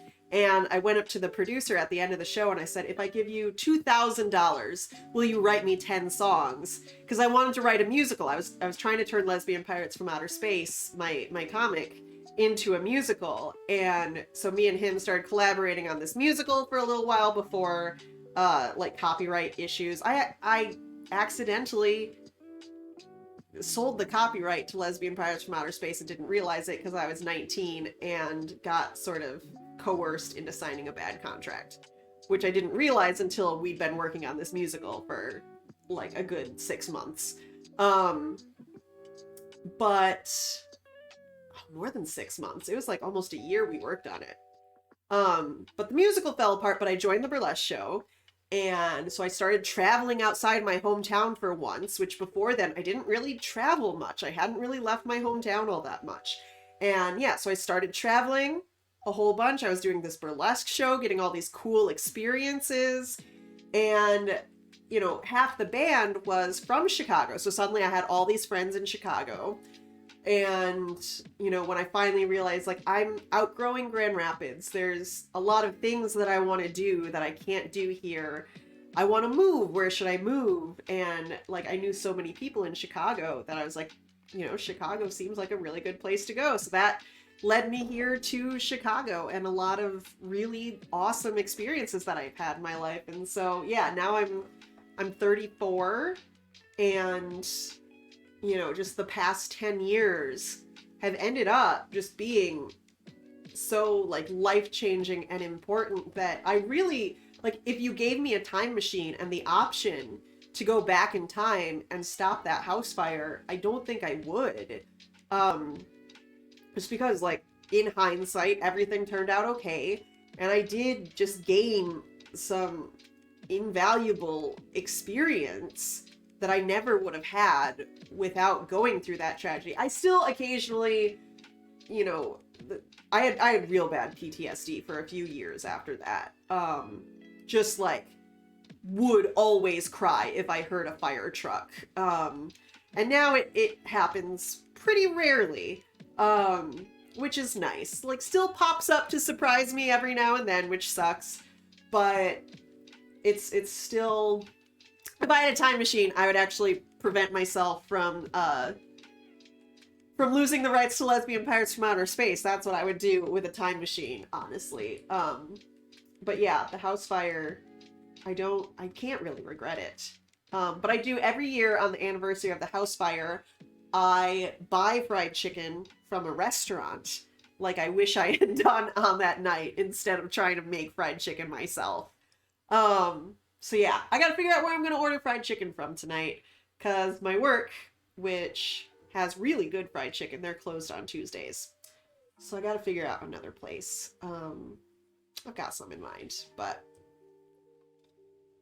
Alright, story time over. That was a whole... Yeah. That was my whole thing. Yeah, I'm also just like, I'm so hungry for fried chicken. I can't wait. But yeah, let's get back to inking.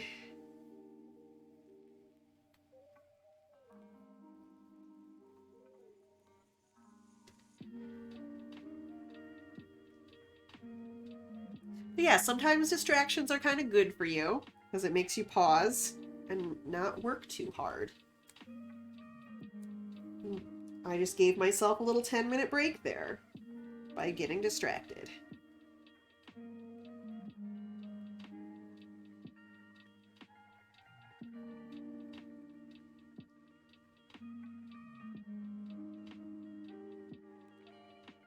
And I'm putting a little bit more detail into the inking and shading of this beard than I've done with, like, some of the hair in previous cards, just because this is going to be white, and I want to give it some visual interest. And it helps give it some shape and some depth.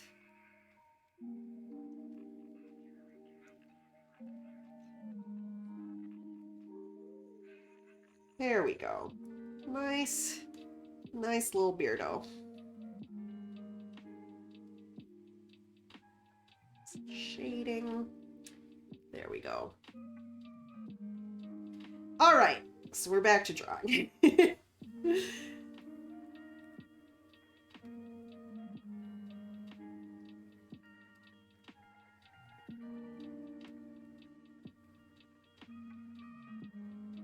I think maybe tonight I'll finally end up watching Avengers not Infinity War, Endgame. I've been marathoning all of these Marvel movies so that I will understand more of what's happening in WandaVision because I watched like one episode and it was a good time, but I also just like had no idea who anybody was or what was happening. Um, Even still, it was fun, but I'm like, I bet you I would like this even more if I had any context for this story. So I was like, all right, time to like finally actually watch all these movies. So I've been doing that. Some of them are good, some of them, no, they're just not good. They're long and boring. They're all so long. They're all so long. And it's like, especially with a lot of the Avengers movies where it's just like all of these people had solo movies. It's just like when you get a whole bunch of divas in the same room together and or like when you have like songs where it's like a whole bunch of popular divas all singing and like they're all trying to steal the show and it's just like you can't focus on anything because everyone is trying to be the center of attention. um and there's also too many fight scenes, and I don't actually like most fight scenes. They get monotonous and visually boring to me. Um, let's see. I think my least favorite Marvel movie um, was definitely Thor, the second Thor movie. I didn't like the first two Thor movies, but the second one was definitely worse. I'm watching them sort of in release order. I've gone a little bit out of order. I saw Ragnarok and Black Panther when they first came out. Um like I saw Black Panther in the theater. And that was pretty good about like I could tell there was like some context around it, like especially in the beginning with that parliament or not parliament, the UN building blowing up. Um like I could tell that there was some like bigger universe stuff happening that I missed, but I still thought it worked really well as a standalone movie. I like the standalone movies. Like I did end up liking Ant-Man. I tried watching Ant-Man like 4 or 5 years ago and I didn't like it. But I gave it another try and I did end up liking it. And I liked Captain Marvel. I really like the individual movies of the characters before they join the Avengers, when they get to just have a self-contained story. I understand that people like larger universe movies, and I'm perfectly willing to admit that these movies are just not my taste and they're not really made for my taste. Um, I do still think they're too long. I think the pacing is kind of bonkers, and I don't want to sit through a 3.5 hour movie, especially not in the theater. I'll have to pee. I can only pay attention to a 3 hour movie, yeah, if I can pause it whenever I want and pee a bunch of times. I did manage to make it through the last Lord of the Rings movie in the theater without having to pee, and I was very proud of that. That was like 4 hours and some change. It was just so long. I love a nice, tight 90-minute movie. Maybe 2 hours. Maybe 2 hours. If I'm really having fun and they got a lot to say. But yeah, not into a 3 hour long movie. Although I will just like binge watch like 20 episodes of a TV show straight, which is so many more hours. But I feel like a movie as opposed to a TV show, you have to pay attention the whole time. Whereas a TV show, there's like a lot of filler. The character development is done in the early episodes, so by, the later episodes, um, you know who everyone is, you know what their voices sound like, so you can just kind of listen to it in the background. Yeah, especially like when I'm in a movie theater, the only time I like drinking soda is in a movie theater with popcorn. I like a root beer and some really buttery popcorn. But then, you end up having to pee so much because even the small size soda at the theater is like 60 million ounces. I wish movies, you know what, if you're going to have a 3-hour long movie, there should be an intermission. There should just be where they're just like, in the middle of the movie, they're just like, here's a 5-minute timer. It's intermission time. We're just going to play a song in the middle of this movie. This is your time to get up and go to the bathroom. Like, I would respect that. I would respect that so much. You know what? Why am I not a big shot Hollywood producer? I have great ideas. I have great ideas. I could revolutionize the film industry, and I wouldn't abuse anyone while I did it, you know? Because you can't call yourself an artistic genius if you can only achieve that genius by hurting other people. That's what I say about, like, all this Joss Whedon stuff, which, why do we have to keep discussing Joss Whedon once a year? Like, it astounds me that people are still surprised to hear that he's a piece of shit when we talk about it pretty frequently. Which just goes to show that cancel culture is not real, or else people like this would stop getting jobs. I did end up watching one of the Marvel movies that was a Joss Whedon movie. Like, I watched on the day of, like, when people were talking about Joss Whedon again, but I didn't know that he made that. But yeah, I was just like, oh, Joss Whedon made this one. We're all, like, renewed in our hatred of this man. Yeah, I do. I love how Alex can just, like, hear me from the other room shouting about how I have great ideas.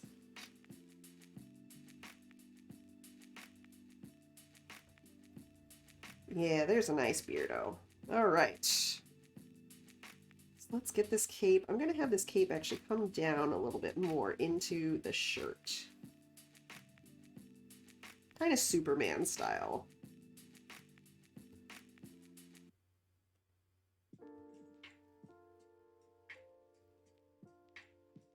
Oh yeah, I'm gonna raid my friend Stitch when this is done. We used to tour together, and she's a really great circus pal and a really great artist. It's really nice being on Twitch and, like, getting to, you know, connect with other friends that, you know, I haven't seen in a long time, even, like, pre-pandemic.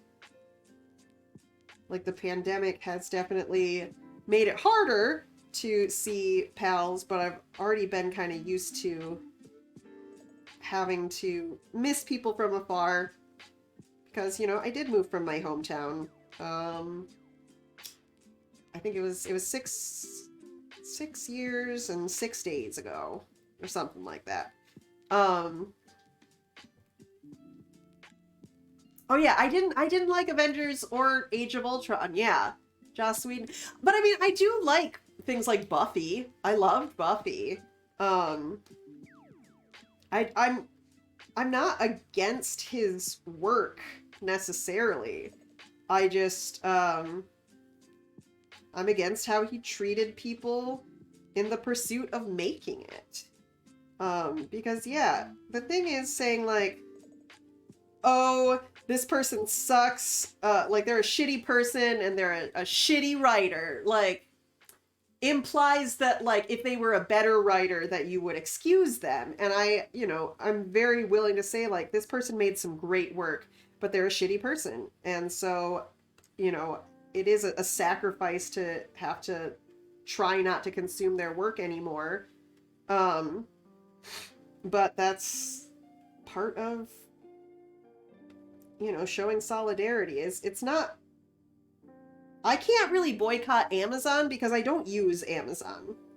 So when Amazon does something shitty, it's like, well, I wasn't a customer anyways. But,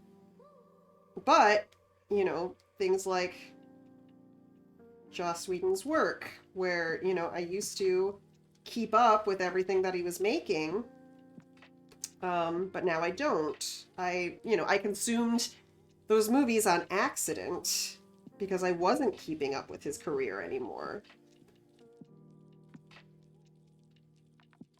He's not the best writer, he's not the worst writer. I think he definitely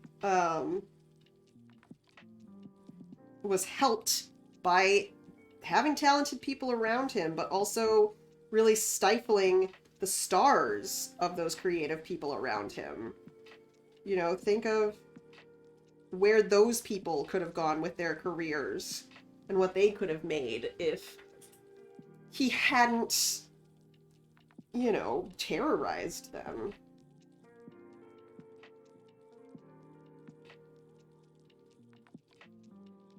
And that's just something that is hard for me to get out of my head when I consume their work, and makes it less fun.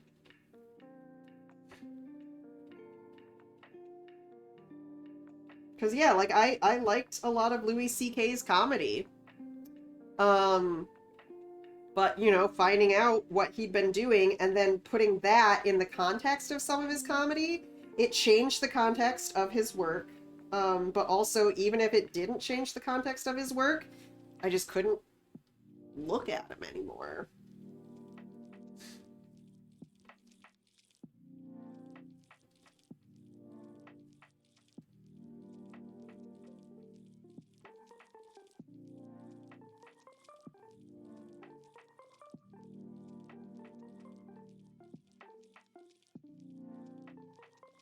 Oh, such muscles.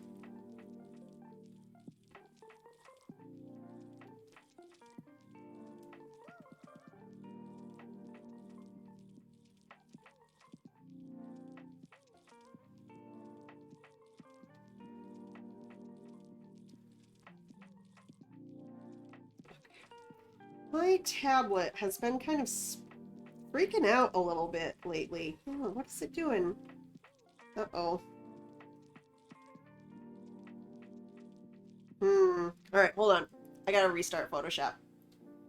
Sometimes it just forgets what it's doing. It just needs a little restart. Yeah, I mean, one thing about something like a TV show or movie is that it's definitely a collaboration. It's a lot of different people employed, especially on a TV show where, you know, you do have multiple writers involved. Um, yeah, it's definitely not just one person's story. I do kind of think, you know, with stuff like books, where you just have one writer most of the time, that it becomes a little bit more important, the character of that writer. Um, and it's also something that I've realized as far as how, um, like the lit industries work and like comics industries, is that, especially with regards to like diversity in like characters, if you're writing for a TV show or movie and you write a character of color, that means an actor of color is going to get a job. When you're writing a book or a comic or something without plans for it to, you know, become a movie or TV show, which, you know, books and comics are not written for the sole purpose of just being content farms for movies and TV shows. But a lot of times, publishers will see they'll prioritize diversity of characters over diversity of writers. And that if you're white and writing characters of color, no actual people of color are getting paid. And that is something that I've kind of become aware of since starting Spectacle and having a main character who is a black woman, and just realizing, like, you know, I try not to have any sort of the plot revolve around, like, I'm trying to tell you what the black experience is. I wanted to have more, you know, black faces in there, but yeah, at the end of the day, it's a white person getting paid, and it's something that you just have to sort of be aware of. Um, writing books and comics and stuff, is a very different sort of experience from writing for TV and movies and stuff, which definitely are more collaborative and more real people being involved and getting paid. And it's just something that's been on my mind. All right, let's see if this works now. Okay, good. Yeah, this tablet, I upgraded all of my equipment over the summer, and this computer is extremely wonky for something that's supposed to be brand new. And I have a feeling that the company that sold this to me was not strictly on the most honest folks.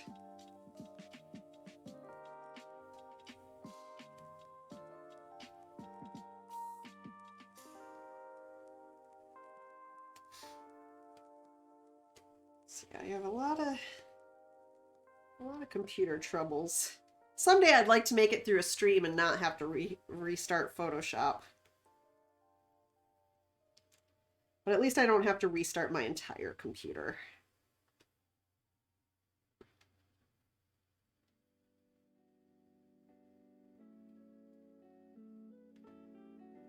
Nope.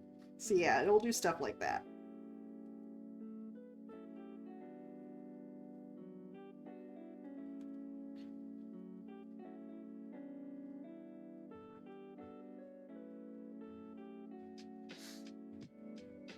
Yeah, I am not used to drawing big muscly fellas. But I feel like maybe part of the reason that I've gotten better at drawing big muscly fellas is because I also like drawing big muscly ladies. Because I like big muscly ladies. And I just sort of learned how to draw muscles because of that, I think.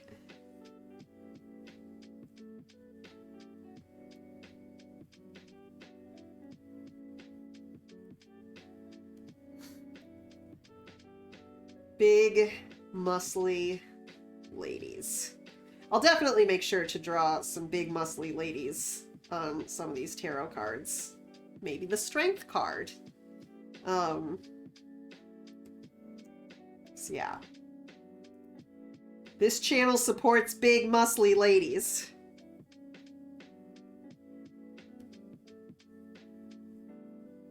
I used to have muscles and I miss it. I lost all my muscles when I hurt my wrist and couldn't use my arms for months. And all that rest took its toll on my muscles and I never really recovered. Because I also never really set out to have muscles. I just grew up doing a lot of manual labor, just moving rocks around my parents' yard. Because they liked doing elaborate landscaping and couldn't make up their minds about where the rocks would go. And us kids just had to help move the rocks wherever they went. So yeah, grew up with a very Sisyphean childhood. Just moving rocks from one place to another, only to have them end up back where they started. Oh, straight lines. Oh, my nemesis. What? That didn't turn out too bad. That looks pretty straight. Although, actually, one thing I can do is just draw... Oh, that's too thick. Let's make that maybe 5 pixels. I can just draw a straight line. And then go over it to make it more organic.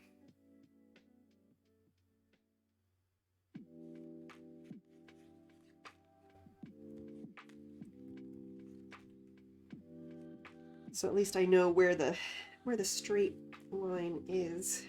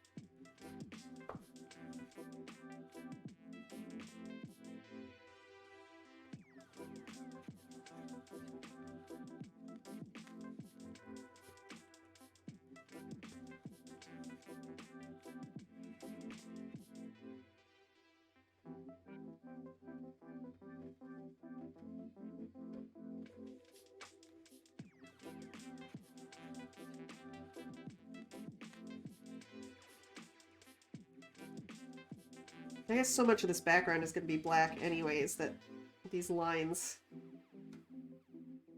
won't really matter quite as much, but I'll know.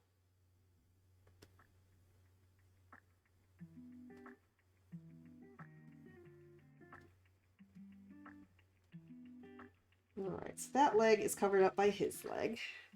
So we don't have to draw it.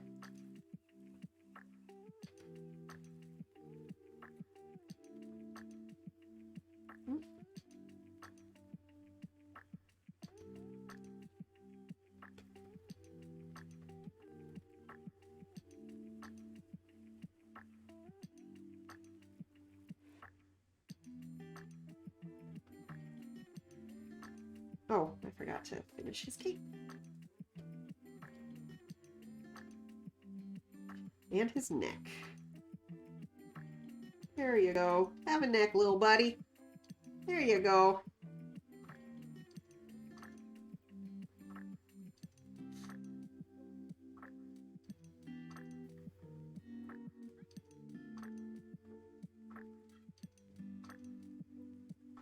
Muscles. I'm really loving this.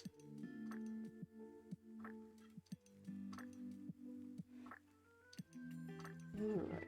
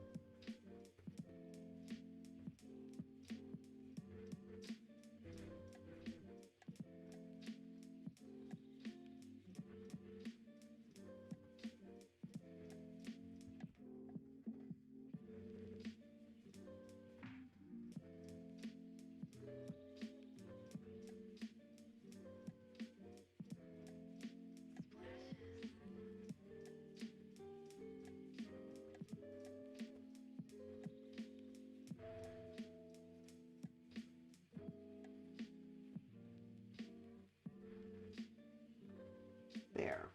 So now it looks hand-drawn, even though I used some straight lines as a guideline. All right. I don't know if I want to get super detailed with the what's it called? What are the poles called on the wrestling ring? Is that the turnbuckle? Yeah, the post thing. I think I might leave it somewhat abstract. And I think I'm going to do the ropes white because the background is going to be black. Let's get that line again so I can make it straight.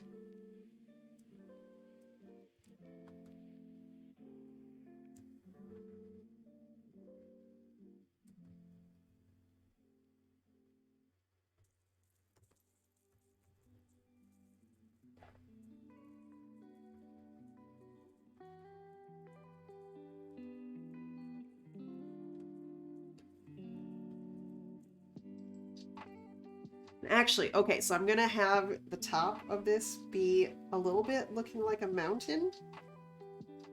Just because he's supposed to have, you know, a mountain range behind him, which this would be the most dangerous thing to have in an actual wrestling ring.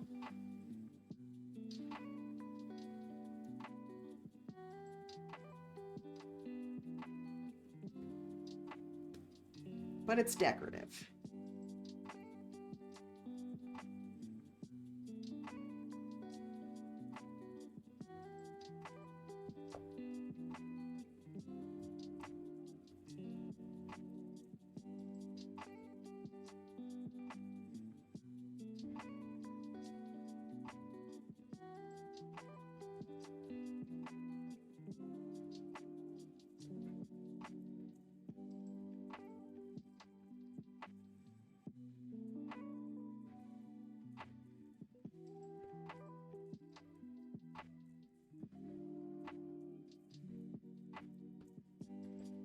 All right. I'm gonna first make the ropes red just so I can see them.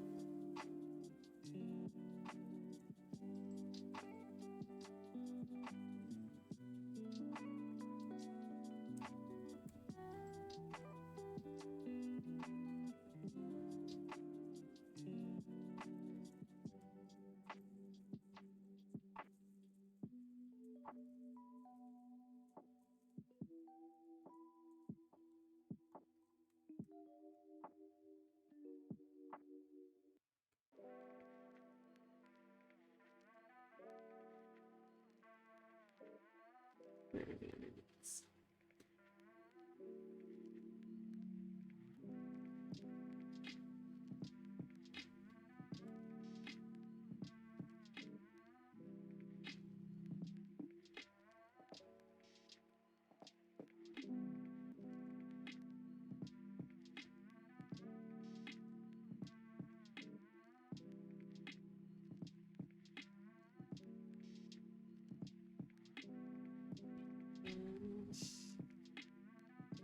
And mask on it.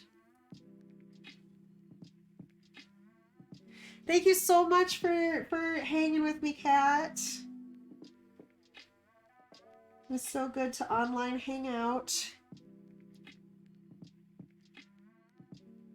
Hopefully see you next time. Alright, so now do the black background.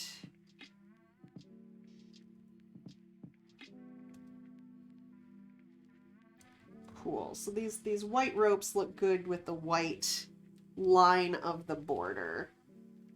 So I like that. Hell yeah. Actually, okay, so maybe kind of want to see about having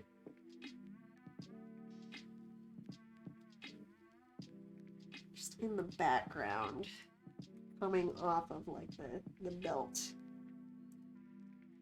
Just some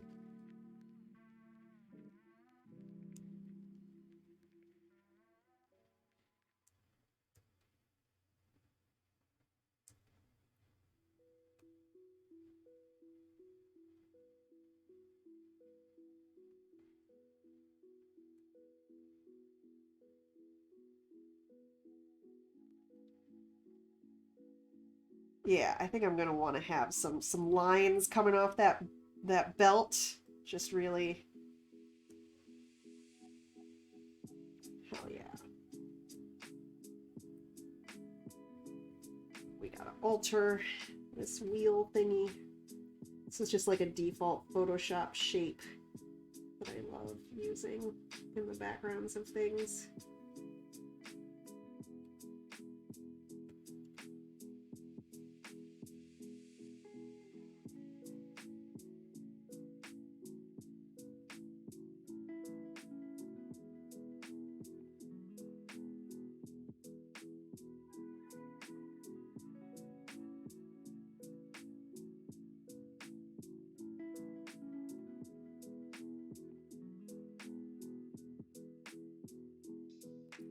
Yeah, we want this dude to look like a champion.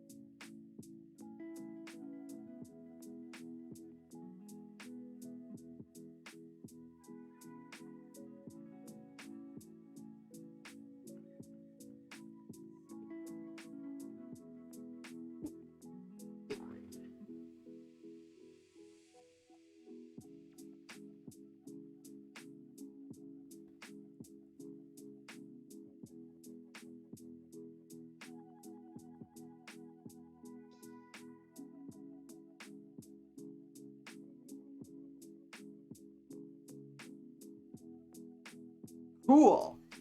Yeah, that's pretty rad right there. Hell yeah. I like that. Yeah, all that stuff's gonna get cut off, so don't have to worry too much about it. All right, now that, and I might change this from red. We'll see. I'm kind of liking the red. Okay, so we've got, first off, let's start with this steel chair just because I already have a color in mind for what I want to do. I like a nice sort of bluish gray for that. So it's, you know, not fully metallic gray. So I don't want to use any gray in these things. Alright, skin color. I almost feel like I want his skin to be red.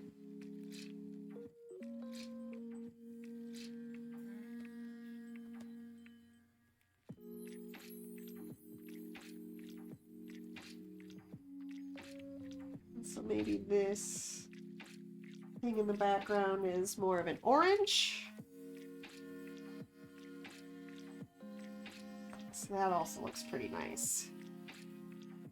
Really, I think the background stripes can end up being whatever color I want to do.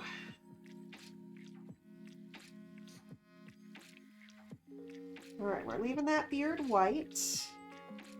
Let's see, we're gonna make this all gold in here.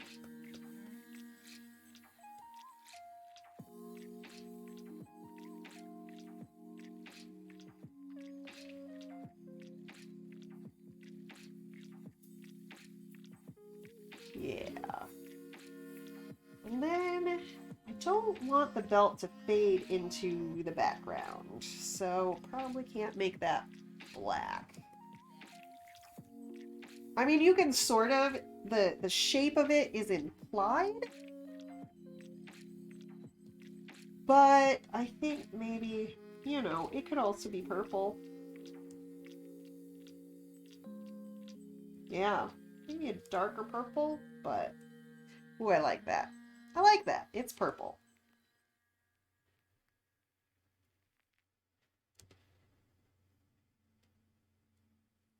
Why is it not, oh, like that. There we go. Yeah, we got a purple belt.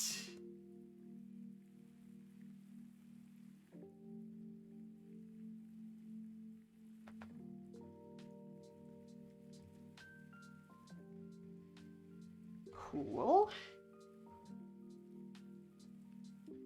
Maybe we'll want to repeat the purple elsewhere in the costume, just to give it a color palette.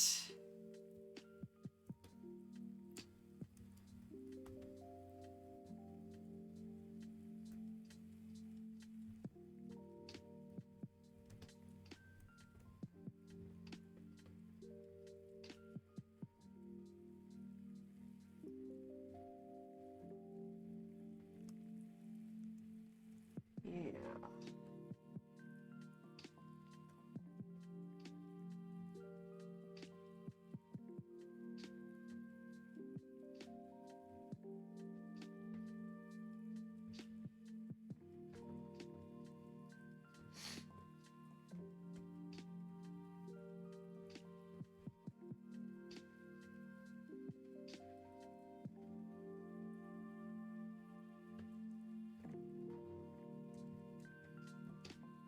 Well, this color is lit red too.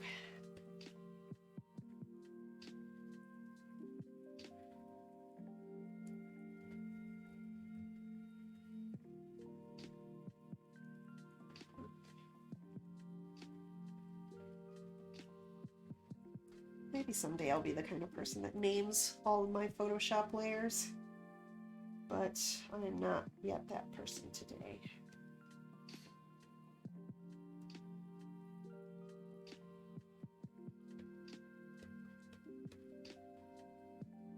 Alright, so main part of the costume.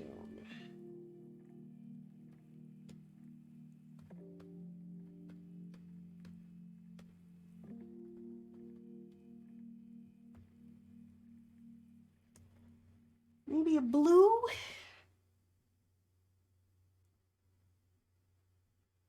Could work. Maybe we go again for this sort of bluish silver to make it look kind of like it's silver, like armor.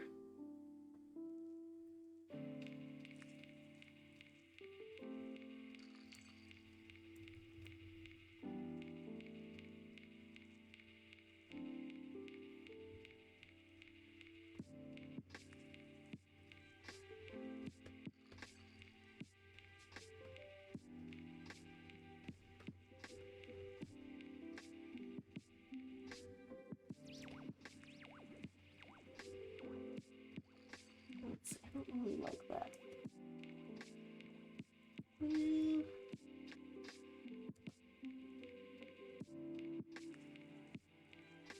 Actually, maybe this part will be the silver. And this other part can be darker. Yeah, I like that a little better.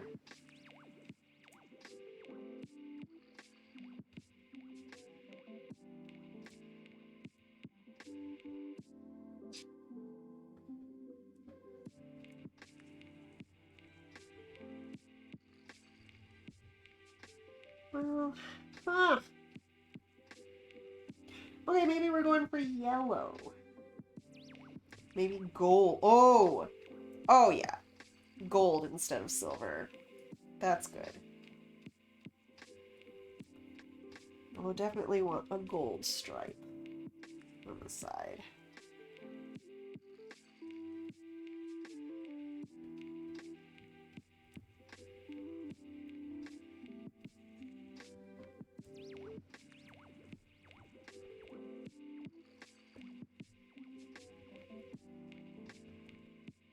Still not sure about the blue, though. Just thinking, I gotta find the right shade. Yeah, the gold I'm definitely keeping.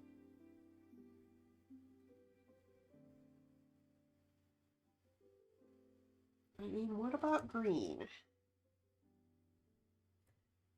Green looks pretty good, especially against the red skin.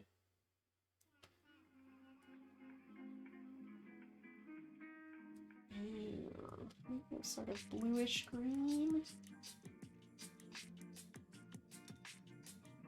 Oh, there's so many shades of green. Not that one. That's too close to the yellow.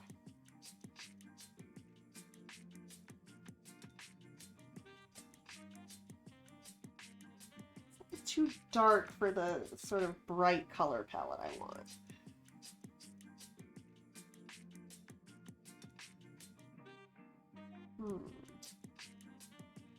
Just want to put a little bit more blue in there. Yeah. Yeah, I think that's a good one. Oh, I gotta figure out this cape.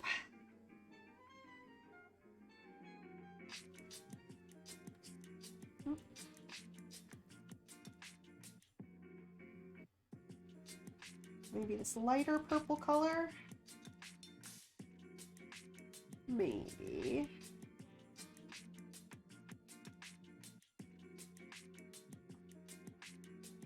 Oh, heck. Right.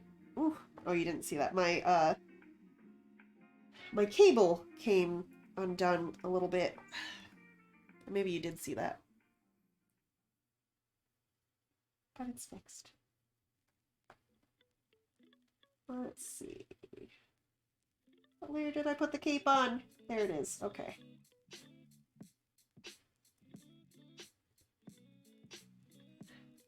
Oh, is the cape also gold? Is that too much gold? I think that's too much gold.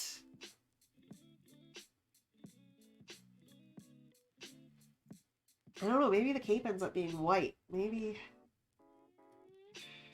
the floor is dark.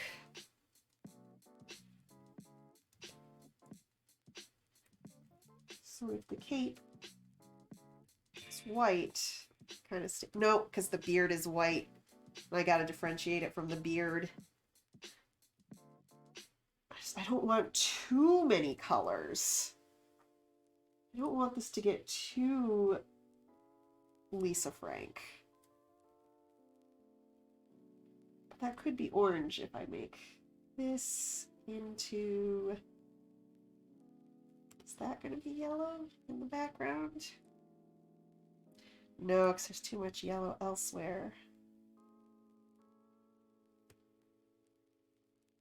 Maybe this lighter red, aka pink. That could work. See how this is looking within the context of... Yeah.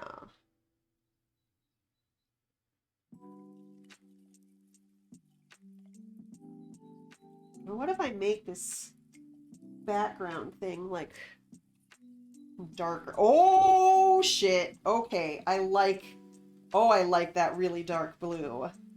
Keeping the background really dark, where the stripes in the background are a little more subtle. Ooh, okay. Okay. That's definitely, we're keeping this color. We're keeping this color in the background. So maybe the belt is now a different color than purple. Oh no, what layer did I put that on? There we go.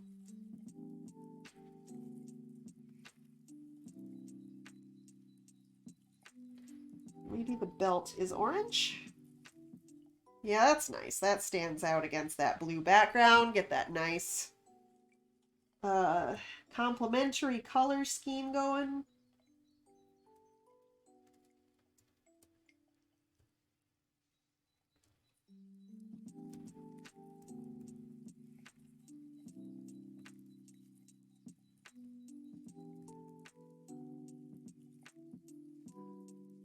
Yeah.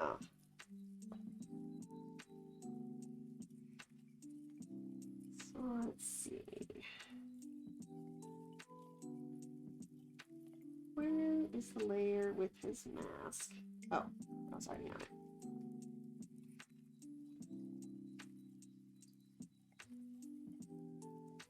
Start taking out a little bit of the purple.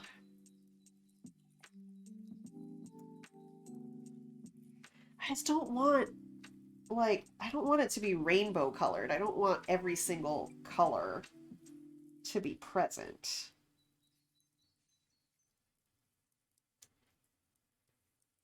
But I do like the yellow and the green and the red skin. I think it's really just the purple that I'm struggling with.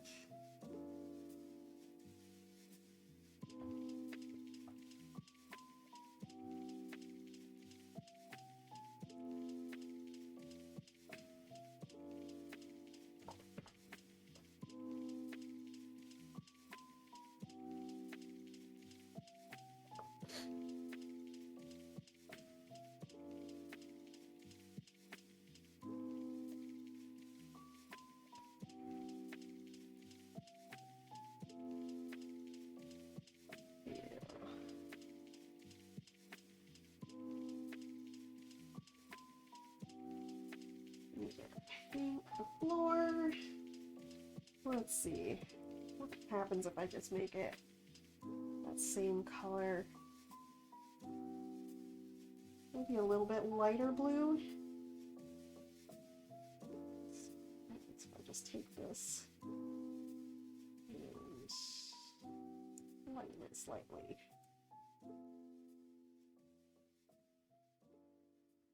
Yeah. Or maybe if I take the steel chair and match the shade of blue.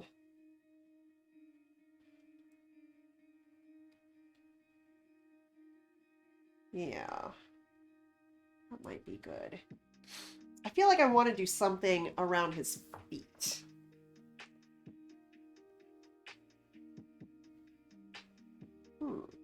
Actually, if I just make that black. Oh, yeah, that kind of works. Because you can tell that there is, you know, especially, maybe I will, where's my white lines?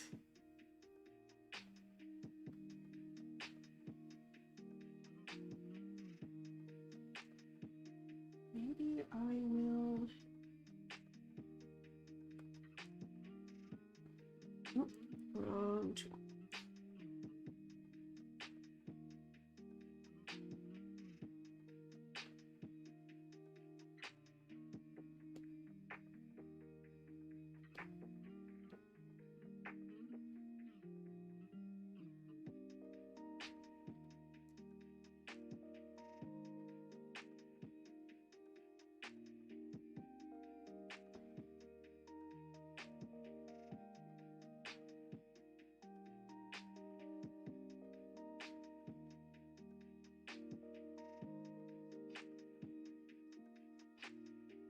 Yeah, so you can tell that there is a floor there. I think I like this better, taking out the purple floor.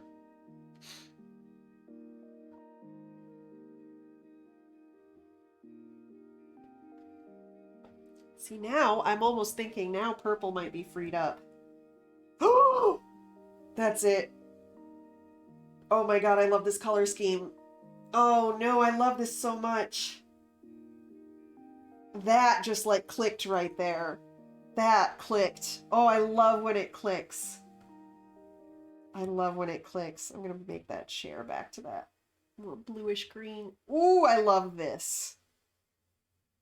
Oh yes, there we go. That's the... Yes. Yes. Right there.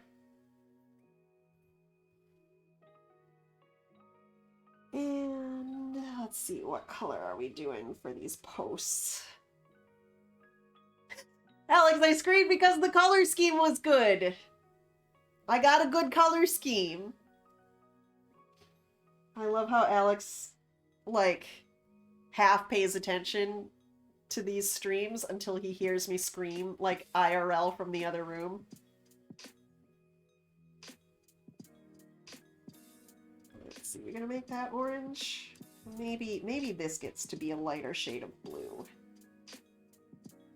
It's still bright. No, it makes it fade into the background too much. So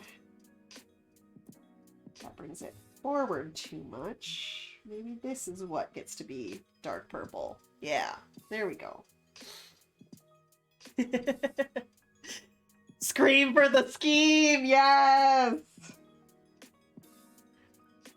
I'm gonna make this top bit orange though, because then it'll look more like a little mountain. Maybe I'll just make this bottom part a deeper orange.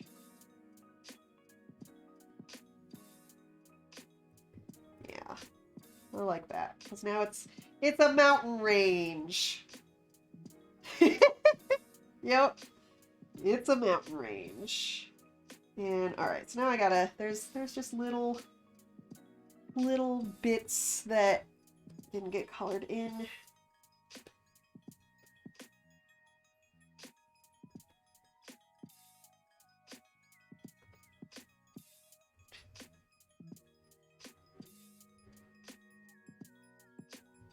Why is there yellow right there? Where's that coming from? What layer? Okay.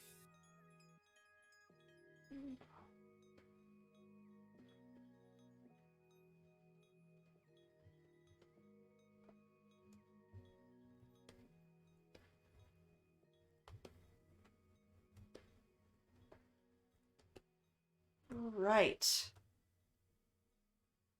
His beard stays white. Hell yeah. Hell yeah! Oh man. I think that might be the Emperor right there. I think we got it. Definitely save. I can't remember the last time I saved. I don't know. I feel like maybe I can balance out the beard a little bit. I feel like it's swooping a little bit to one side. So I can kind of...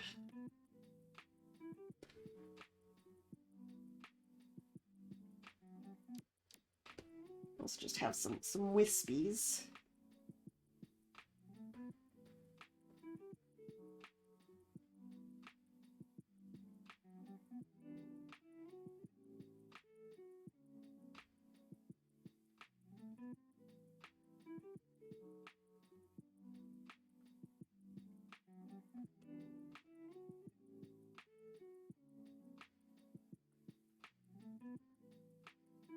There we go. I like that a little bit better.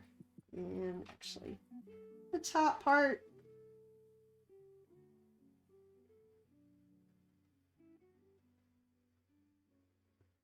And I'm going to add a little detail into the mustache too.